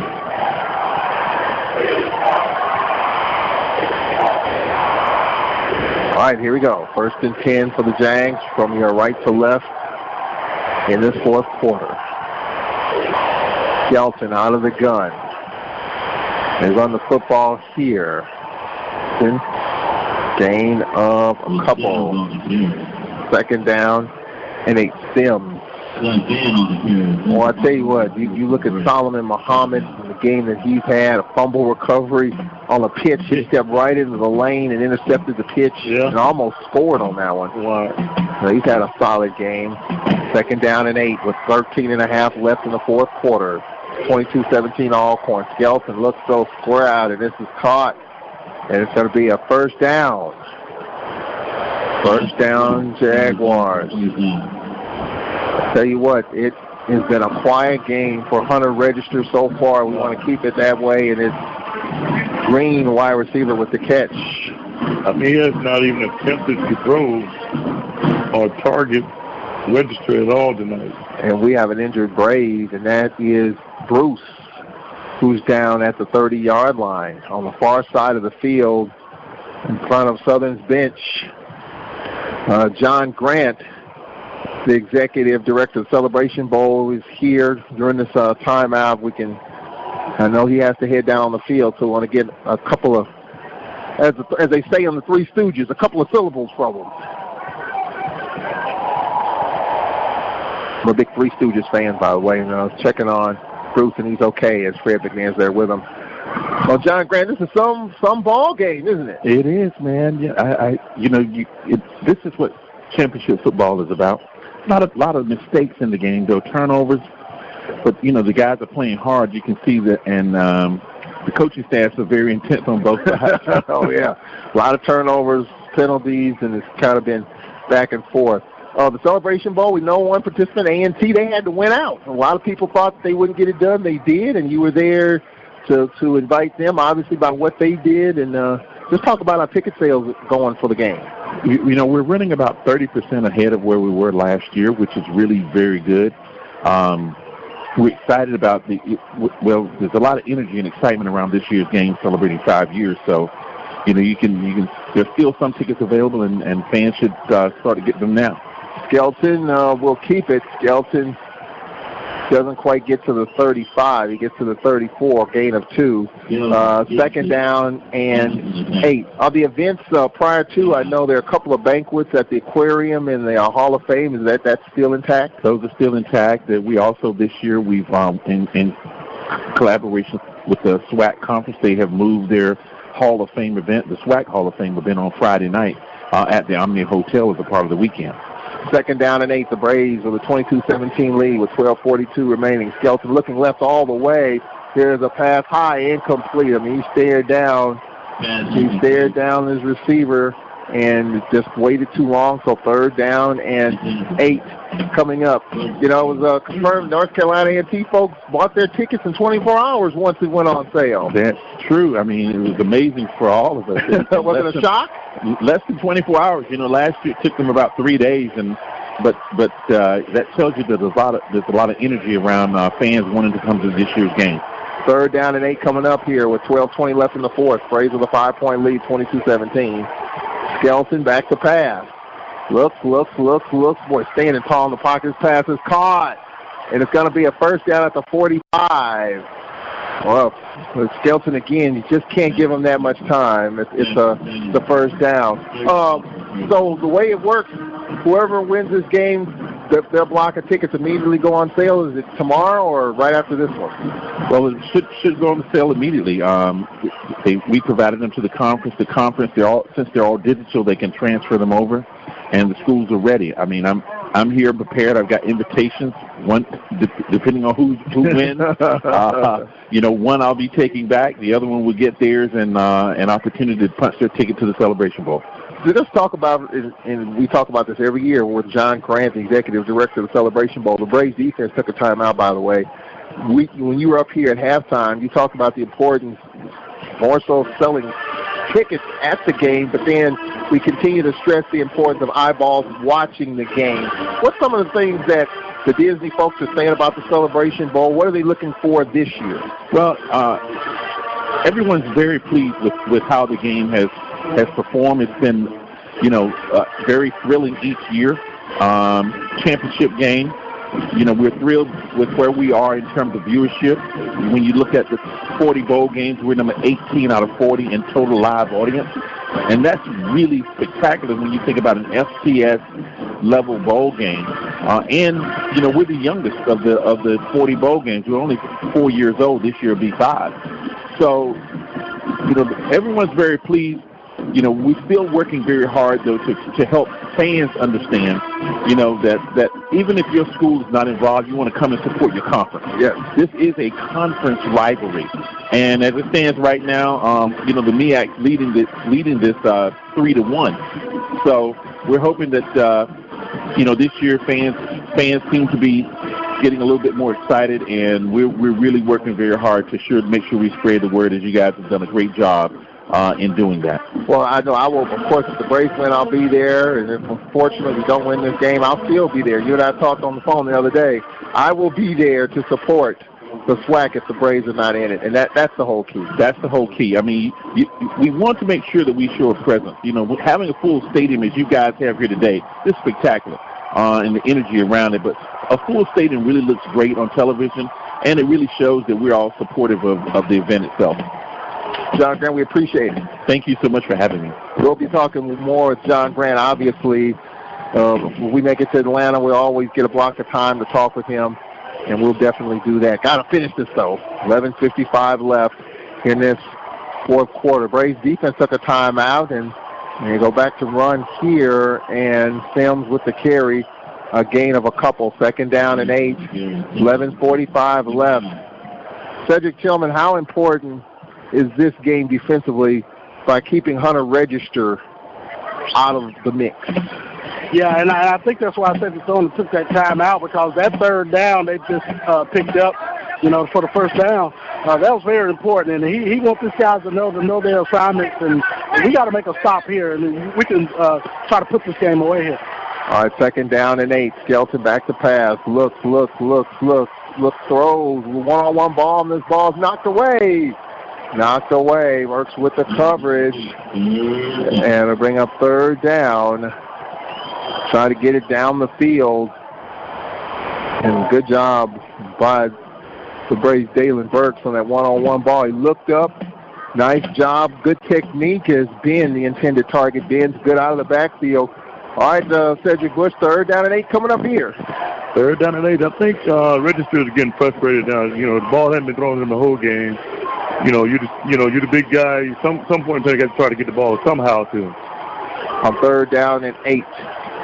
Skelton back to pass. Flushed out to his right. Skelton looks. He's going to take off. Skelton throws low, and it's incomplete. There's a flag down on the back end. And let's check this marker. And a receiver for Southern is down as well. Register. So Register's down. Flag is down. So let's check it. Under Register at 37 is down, but there's a flag down as well. That wasn't pretty either. All right, let's check it. There's a huge call here. Crowd waiting for it. Holding on the defense. Yeah. He's going to call a hold on that. That'll be a 1st down. You see the replay. He turned that pretty bad. Oh, yeah. on the replay, clearly. Yeah. He tried to plant and cut, and it did not look good, and he needed some assistance to get to the sideline. Yeah, so that's done. All right, so Hunter Register, who had not been a factor, is out of the game right now and is going to head to the bench. Will we see him again? Who knows? But Southern on that hole. The drive continues at the 42 of Alcorn. Skelton on the end around, and a gain here of a couple to the 39. They bring up second down and 8 on that end around. Hinton hadn't called his name in a minute. 10:45 left. Hinton Mitten at the 40. 5-point lead, 22-17. Braves with 2 big plays. The kickoff return by Morrison and Pringle's big touchdown catch. 2 deep balls. Here is Skelton dancing to his left. Skelton's going to take off to the 40. Tiptoes out of bounds. Oh, he was hit at the end, going out of bounds. Come on. That's man, oh man. And that's going to be a personal foul, and it's going to be a first down. That wasn't needed. Well out of bounds. All the way out to play, you know? That's the 3rd penalty Cedric Tillman in the second half, uncalled for. Yeah, that's uncalled for. You could tell he was running out of bounds. I mean, so I'm not sure why he did that. We're helping Southern right here. Yeah, that's... All right, well, as they say, you got to bow up and get through this. Oh, yeah, that's Juwan Taylor. Just pushed him. He was well out of bounds, too, unfortunately. For the call. Southern at the 23 of Alcorn with 10:15 left. Braves 22, Southern 17. Skelton out of the shotgun. Skelton, they go back to the run. Progress at the 20. 3-yard pickup. 2nd and 7 with 10 to play here in the SWAC championship game. Sponsored by Cricket Wireless. Glad you can join us here on this Saturday afternoon. Normally a 2 o'clock kickoff for home games this late in the season. A 3 o'clock kickoff here on championship Saturday. Well, last week I was floating around between the Bayou Classic and Auburn in Alabama. 2 classics, and we got a classic right here. 9.5 to play. 2nd down and 8. Just outside the red zone at the 21-yard line. Skelton, play action, looks, throws, a hot pass, and this ball is caught inside the 10. Boy, what hands right there. First down and goal for the Jaguars. Green with the catch. Came down with it. Held on. Jaguars first and goal at the 8-yard line. That was a good play. So without Hunter Register, the Jaguars are moving the football. First and goal at the 8. Out of pistol formation right here with 8:54 left. A shift looks like strong side left. 2 receivers right. High snap. Skelton will keep it to the 10, to the 5, 4, 3, 2, and he gets in. Touchdown, Jaguars. He stopped on a dime, cut back right, got in the end zone. So after the horrid interception he threw in the 3rd quarter, Skelton from 8 yards out, and Cedric Tillman, the Jaguars, have regained the lead by 1. And what will Dawson Odoms do here? He's going to kick the PAT and try to put his team up 2. Yeah, he's definitely those penalties hurt penalties on that drive. Yeah, that's personal fouls. Snapback ball now. Kick is up, and the kick is good. Interesting that Southern didn't try to go for 2 to go up by 3. But nonetheless, 23-22, the Braves trail by 1. A lot of time left. 8:43 left in the 4th quarter. We'll take a break. Back and forth we go. Nip and tuck, back and forth, same thing. We'll take a break. We'll be right back after this. 1 minute timeout. This is Braves football. Hi, this is Jay Miles of WPRL 91.7 FM, and on behalf of me and my family, we want you to know it's that time again. That's right, it's time now for the WPRL 91.7 FM annual Christmas toy drive. It's going on now through Monday, December the 23rd, 2018. As always, toys can be dropped off here at the station Monday through Fridays, 8 a.m. to 5 p.m. For pickup, please call 601-877-6290 or 601-877-6594. We're just a phone call away. Or you can email me at jmiles@alcorn.edu or myrtlehendrick@alcorn.edu, and we will be glad to pick up your toys. So on behalf of me, Charles, Jamario, and Myrtle, we want to take this time to thank you in advance for what you've done in the past and what you're going to do for this year's toy drive. As always, help WPRL 91.7 FM make this year's toy drive greater than ever. Be blessed.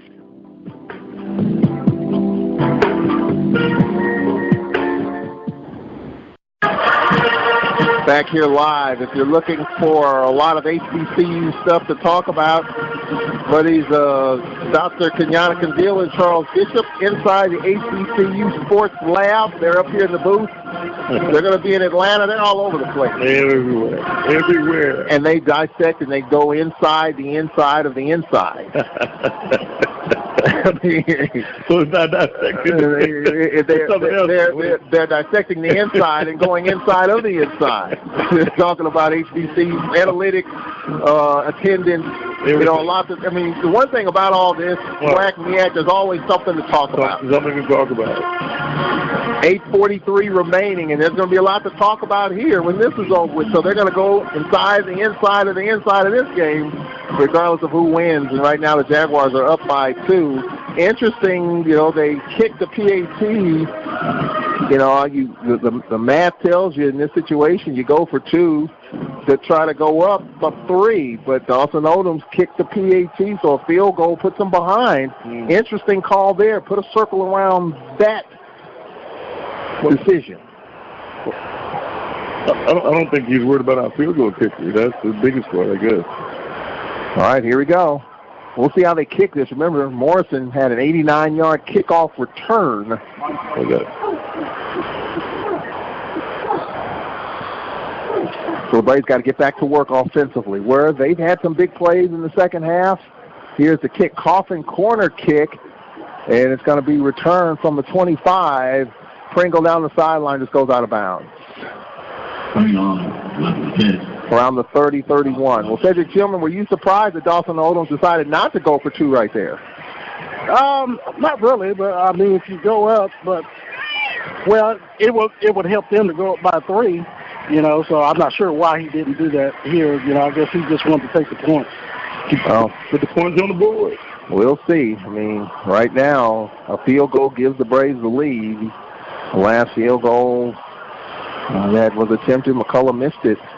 All right, so the Braves got to get back to work. Here's Nico Duffy on the end around. Duffy, no gain. He tried to stretch plays to the left, try to cut it back inside, not much there. Nothing there. No gain. 2nd and 10. We have 8 1/4 left in this fourth quarter. Southern with a 2-point lead, 24-22. Jaguars with the lead. Braves teams play with a lot of poise all year long. They've had people coming at them, and they found a way to respond. They'll have to do it again here. Harper deep pocket, and here is Duffy with the first down run to the 40 and pushed out of bounds. Papillon, first I would call his name, with the push out of bounds. And it's a first down at the 43-yard line. Well, that was wide open, Cedric Bush on his near side. No doubt. That's a good read by the quarterback. Check it down. Get what you can. Move the chains. Let's get ready for another first down series. You know, timeout's not a factor now. Braves have 2 left.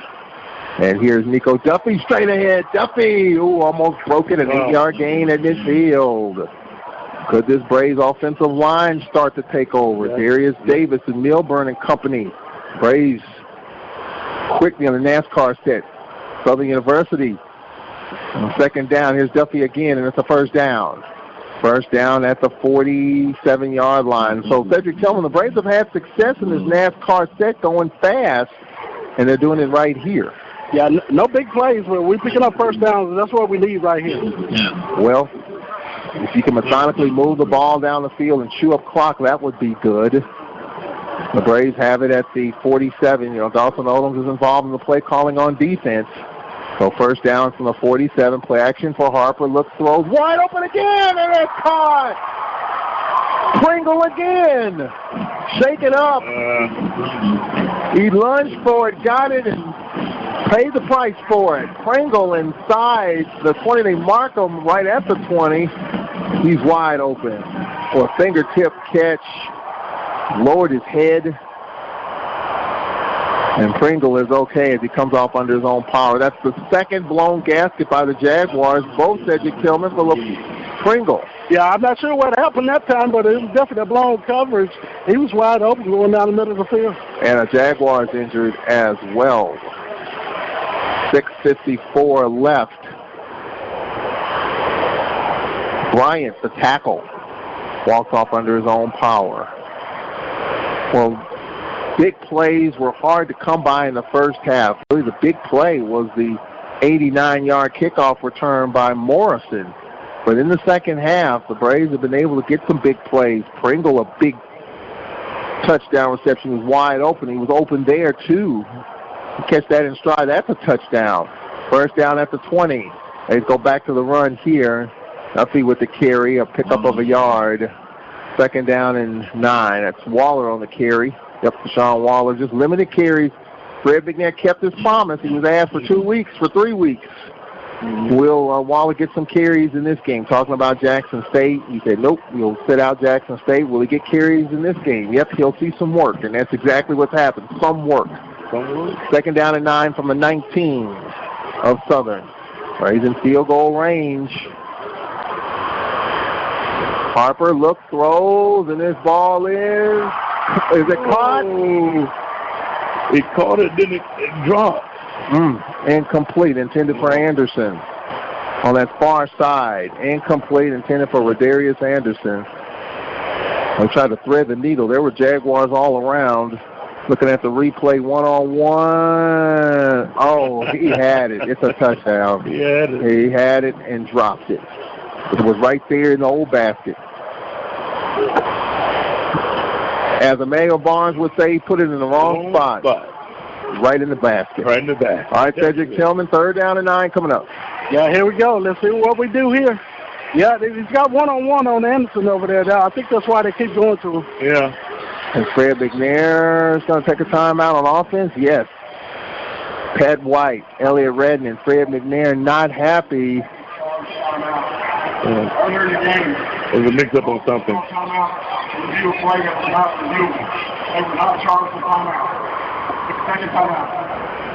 Well, the Braves were challenge a play. I wonder was that the last play to Anderson. He probably thought it was a catch, caught it long enough, had possession. So it was not reviewable. Well, to me, it looked like from up here, the replay showed it was a clear drop. Anderson had it. And Fred McNair, Elliott Redden not happy. Braves burn a timeout that they desperately need here. The Braves are down to one timeout. Jaguars have all 3 of their timeouts. So you have 6:15 left. A big third down and 9 coming up. You're in McCullough field goal range, but you're thinking loftier thoughts here. As quarterback coach Pat White having a word with Felix Harper and Rodarius Anderson talking to Felix Harper. Tell you what, quarterback coach Pat White said to Tillman, and you're down there with him. It's kind of been hard on Felix in this game. Not one of his better games. He has found some open receivers, but he's got to quiet the noise and all the stuff around him and try to make some plays here in the last 6:15. Yeah, he's got to play hard here and play smart. On 3rd and 10, Harper back to pass, look, throws in the middle, and it's caught, and it's going to be close to a first down. Close. Waller. It's 4 down territory, however the case may be. Let's see where they mark him here. They have yet to move the chains on 3rd down, and there's a penalty apparently. And the Braves take another timeout. Is it a break or are they going to measure? Well, I saw the officials signaling a timeout. Nope, no timeout. I think they're just going to measure it. Yeah. I think he's got it. It looks like it's from here.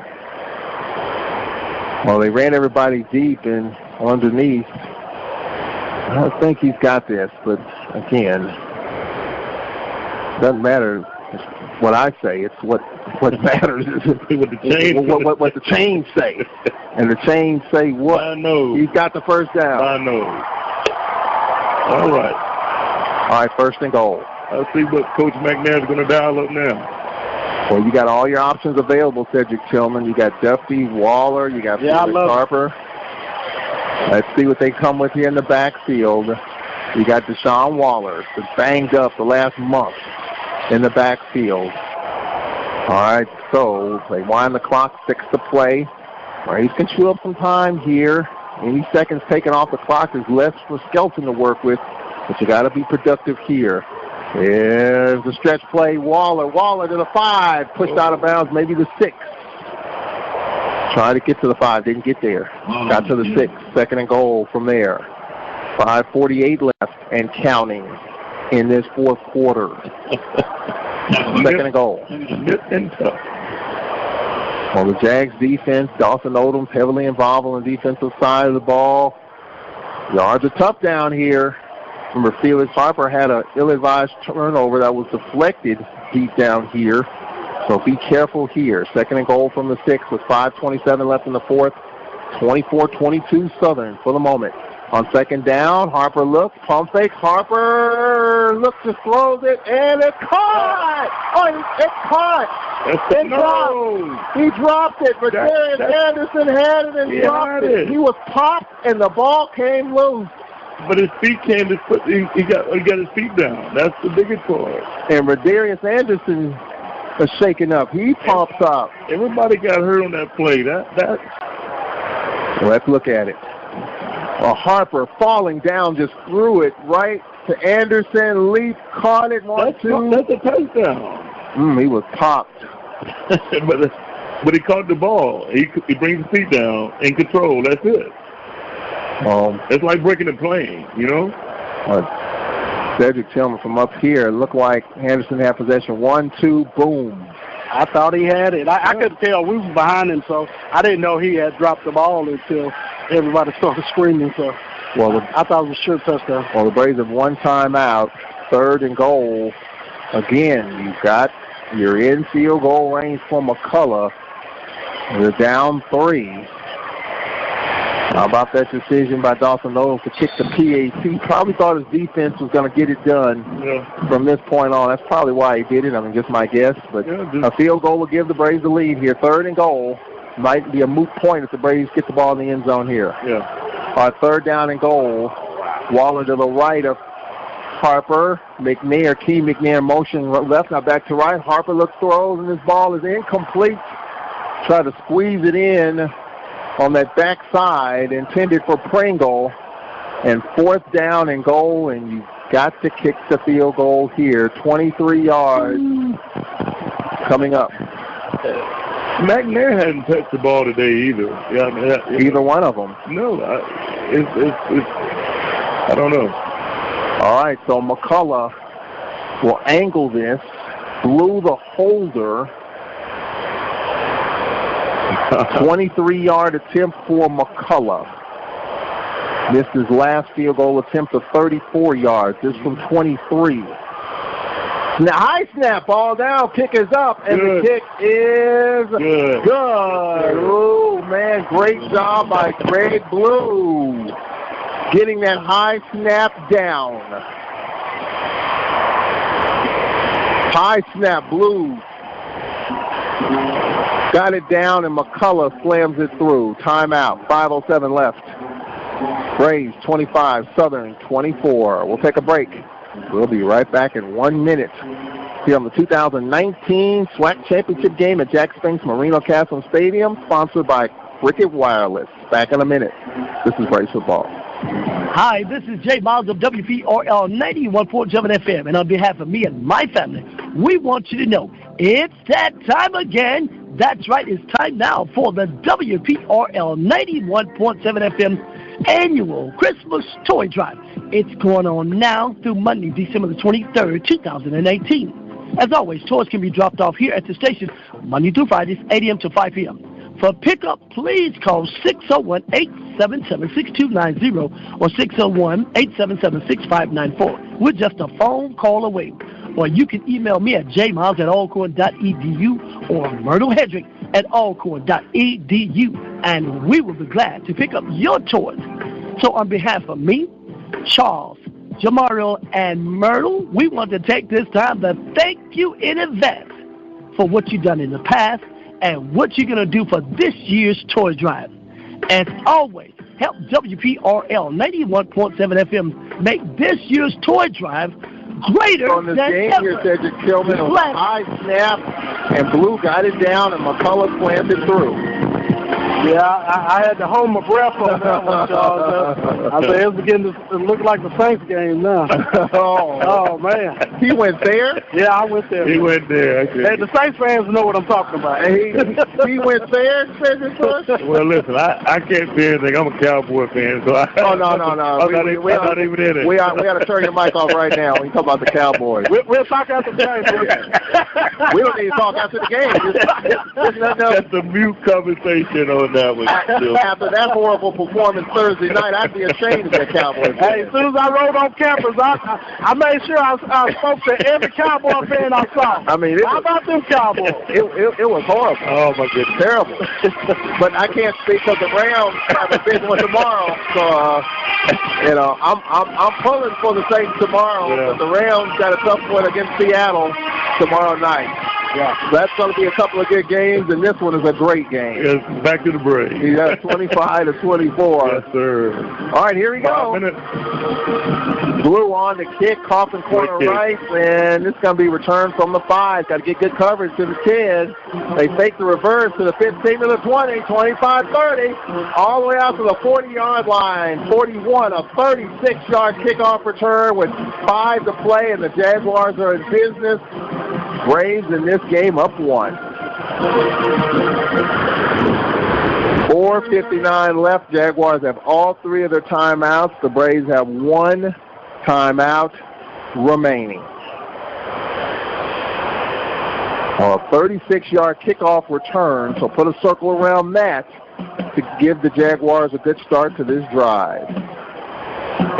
Winner of this game taking on A&T. They're just sitting at home chilling in North Carolina at the moment. First down. Skelton looks, throws a high fade, and this ball is going to be caught way out of bounds. Incomplete. Second down. The Jaguars have outgained the Braves 318 to 184. The Jaguars have run 17 more plays, but again, those turnovers, 3 fumbles, and for Skelton, 2 interceptions. 5 turnovers for the Jaguars. That's the story on second down. Skelton back to pass. Got the check down, but Skelton is going to be sacked back at the 35. A loss of 4. Well, they had the check down. I think the Braves had that covered. Intended for Sims. That'll bring up 3rd down and 14. Wow. That's the third sack for the Braves. All right, Cedric Tillman, 3rd and 14. Hey, here we go, guys. This could be the game. Well, Southern has 3 timeouts left, so I think if they don't pick it up, I think Dawson Owen says, let's put them in the hole, and you got 3 timeouts. Braves would love to get off the field here. Braves D-line standing up at the line. 3rd down and 14. Skelton back to pass. Looks, steps up. Skelton's going to run. 35. Skelton to the 40. 45. Skelton dragged down at midfield. Close to the first down. He may be short, and I think he is by a yard. 4th and 1 at the 48. They need to get to their own 49. Well, what does Dawson Odom do? You got 3 timeouts. You got 3:48 left. Dawson Odom said in the teleconference Wednesday, I'm going to be aggressive. So is this the time to be aggressive? Yes, he's down 1. All right, 4th down and a yard. Tight formation here. I think Skelton all the way on this. 4th and 1. Maybe try to drop the Braves off on 4th down. They run the football, and, well, let's see. The Braves say it's their football, but let's see where they mark it. We have to hold up We have to hold up. The Braves are celebrating. It's the progress. And it's going to be an official review. You got to review it. Yes, sir. Too close to call. Well, Dawson Odoms was right at the chain.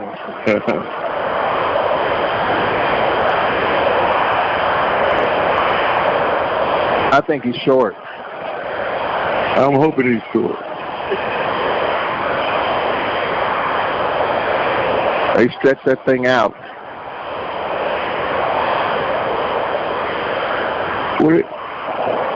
Yep, he's short. He's short. That's it. First down, Alcorn. 3 minutes and 20 seconds to go. Well, put a circle around that decision. Wow. You're a Jaguar fan. If you're a Braves fan, you love it, Cedric Tillman. Well, you had to bow up right there, and they did, getting off the field. Hey, they did it. They came up with a big play. Yes, Coach Thornton was the first one to run on the field. So now we just got to run the clock out, guys. We got to pick up first down. Pick up first down. That's it. First down, and we got to go. They got 3 timeouts left. Yep, they have 3 timeouts. Interesting decision. Dawson Odom's not going for 2 to put his team up 3.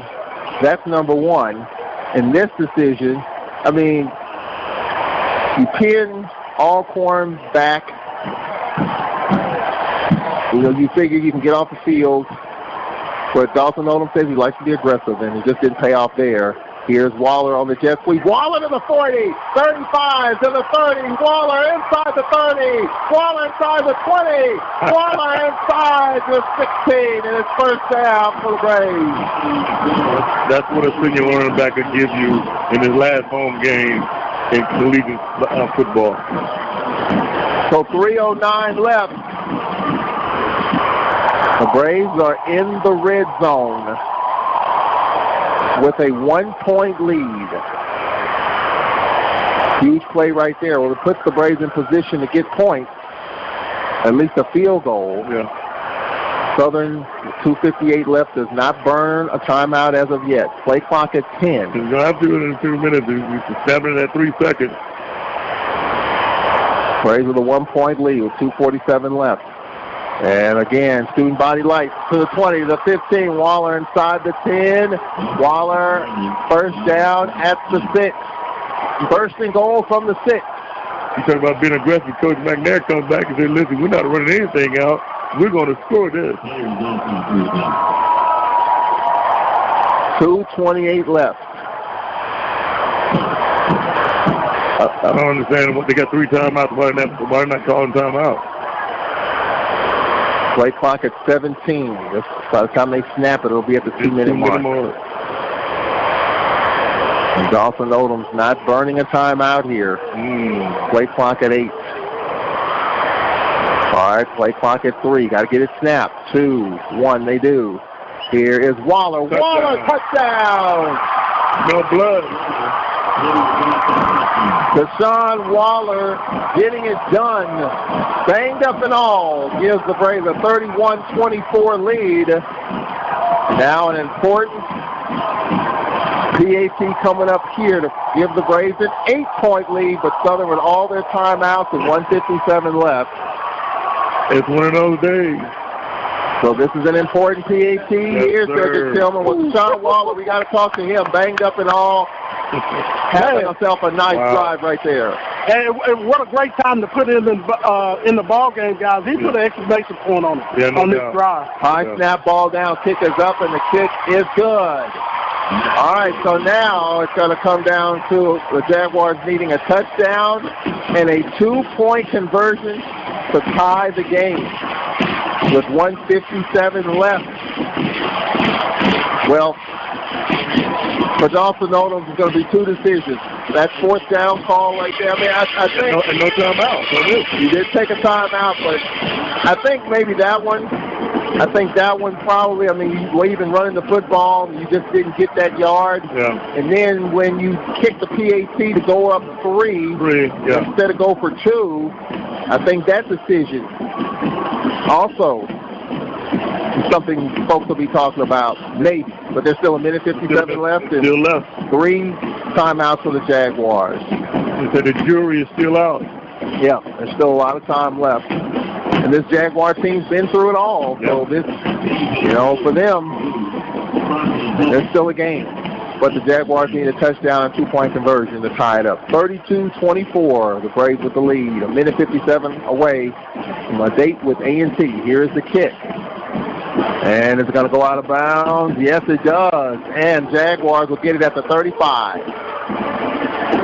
Well, they tried the coffin corner kick, and they just let it go out of bounds on the near side. So Southern will have it at the 35-yard line, Cedric Tillman. Buckle up here in this last 157, Cedric Tillman. Yeah, defense got to step up one more time. One more time right here. One more time. One more time. All right, here we go.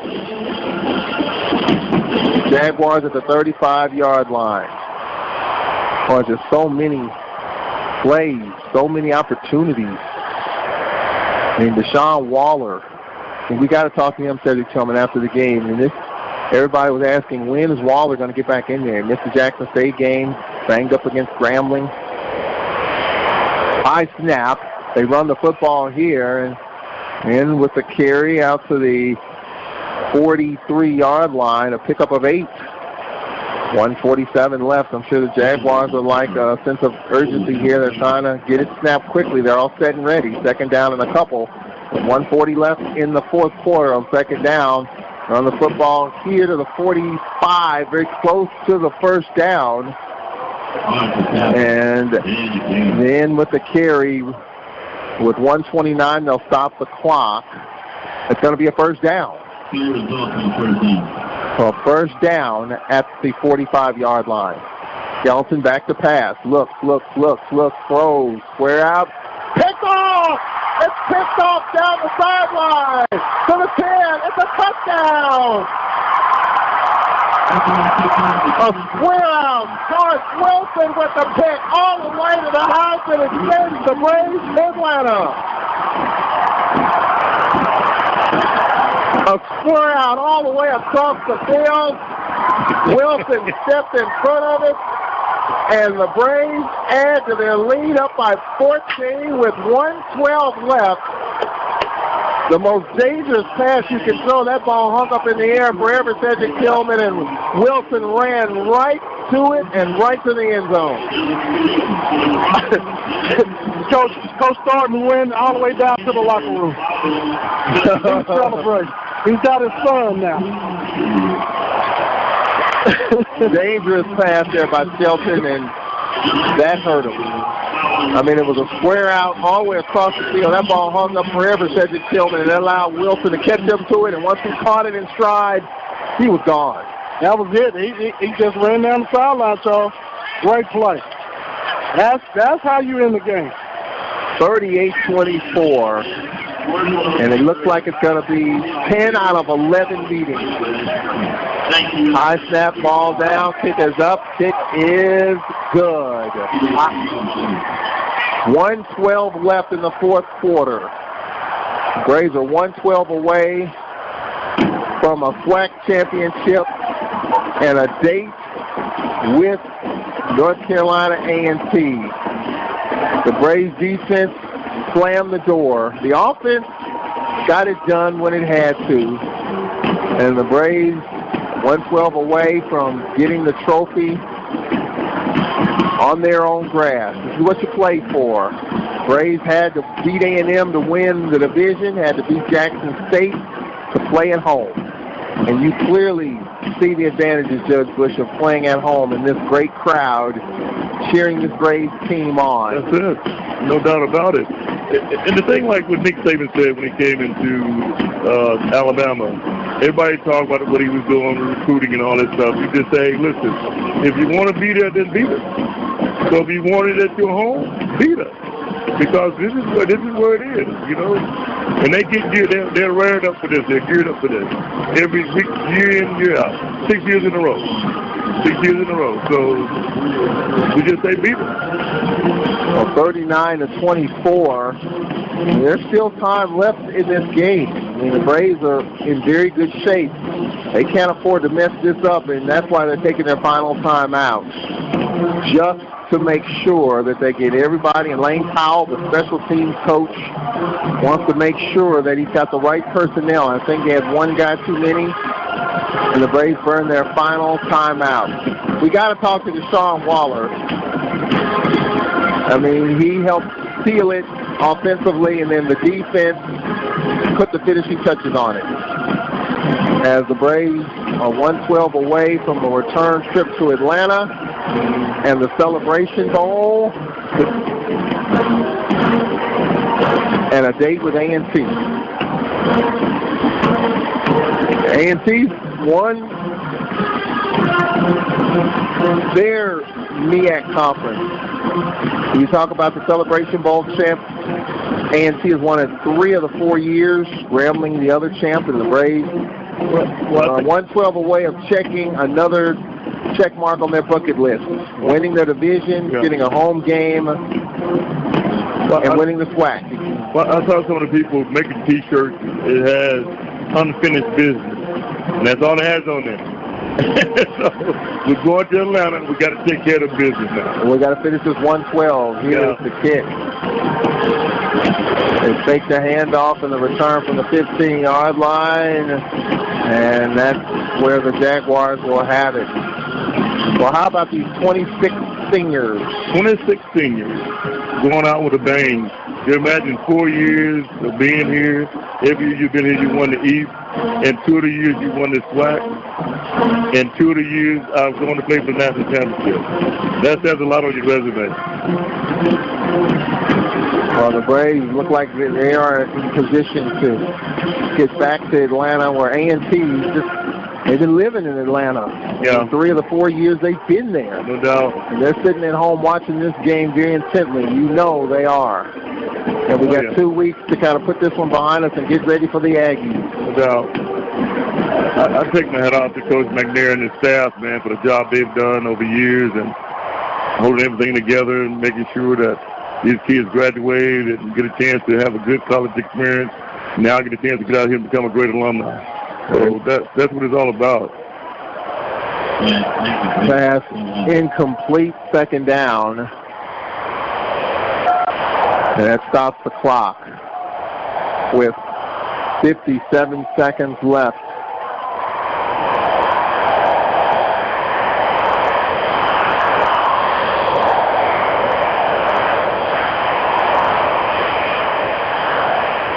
On second down, looks like McDaniel in the game. This pass almost picked off.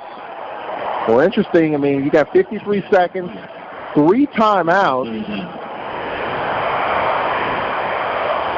Going to bring up third down, and Skelton is not in the game right now. Yeah. I mean, Dawson Odom's talking to him. Yeah. Well, interesting. And Dawson Odom's trying to calm him down. I know that's a tough job. That's why you pay coaches the big bucks to do just what Dawson Odom is doing right there. Yeah. Trying to settle your quarterback down. He's the future, even though he's had a rough ending to this game. And Southern's just looking to run the clock and get out of here. 48 seconds left. It's going to be a first down for the Jaguars with 47 seconds left. The Jaguars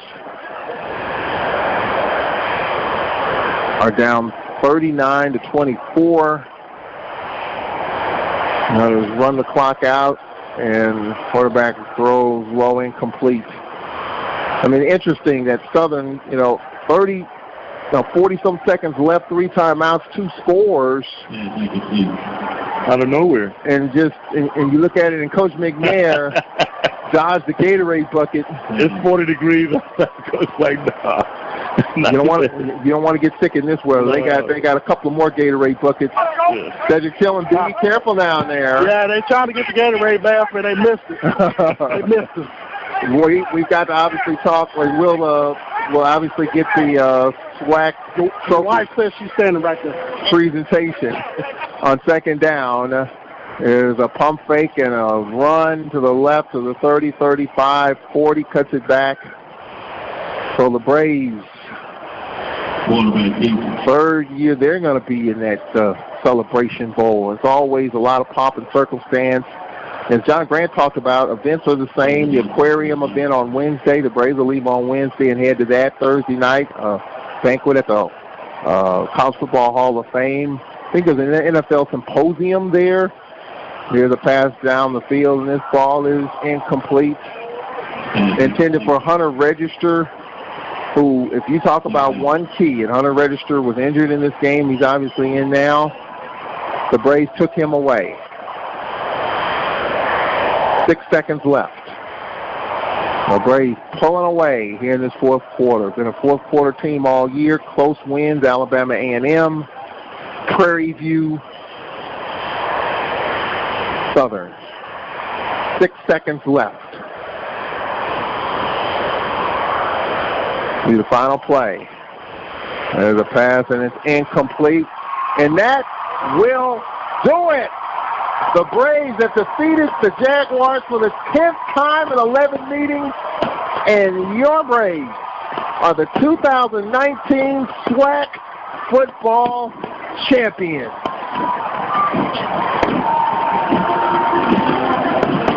Some game, some fourth quarter for the Braves. And this is where conditioning, your spring, your summer, you work to put yourself in position in the fourth quarter to get it done. And the Braves do get it done. Here at home, you work your tail off to win the division. You work your tail off to play for a home game, and all that hard work is paid off. And Braves have some hard work coming up in these next couple of weeks as they get ready to go to Atlanta and the Celebration Bowl. The voice of student athletics, the Open Mic Broadcast Network.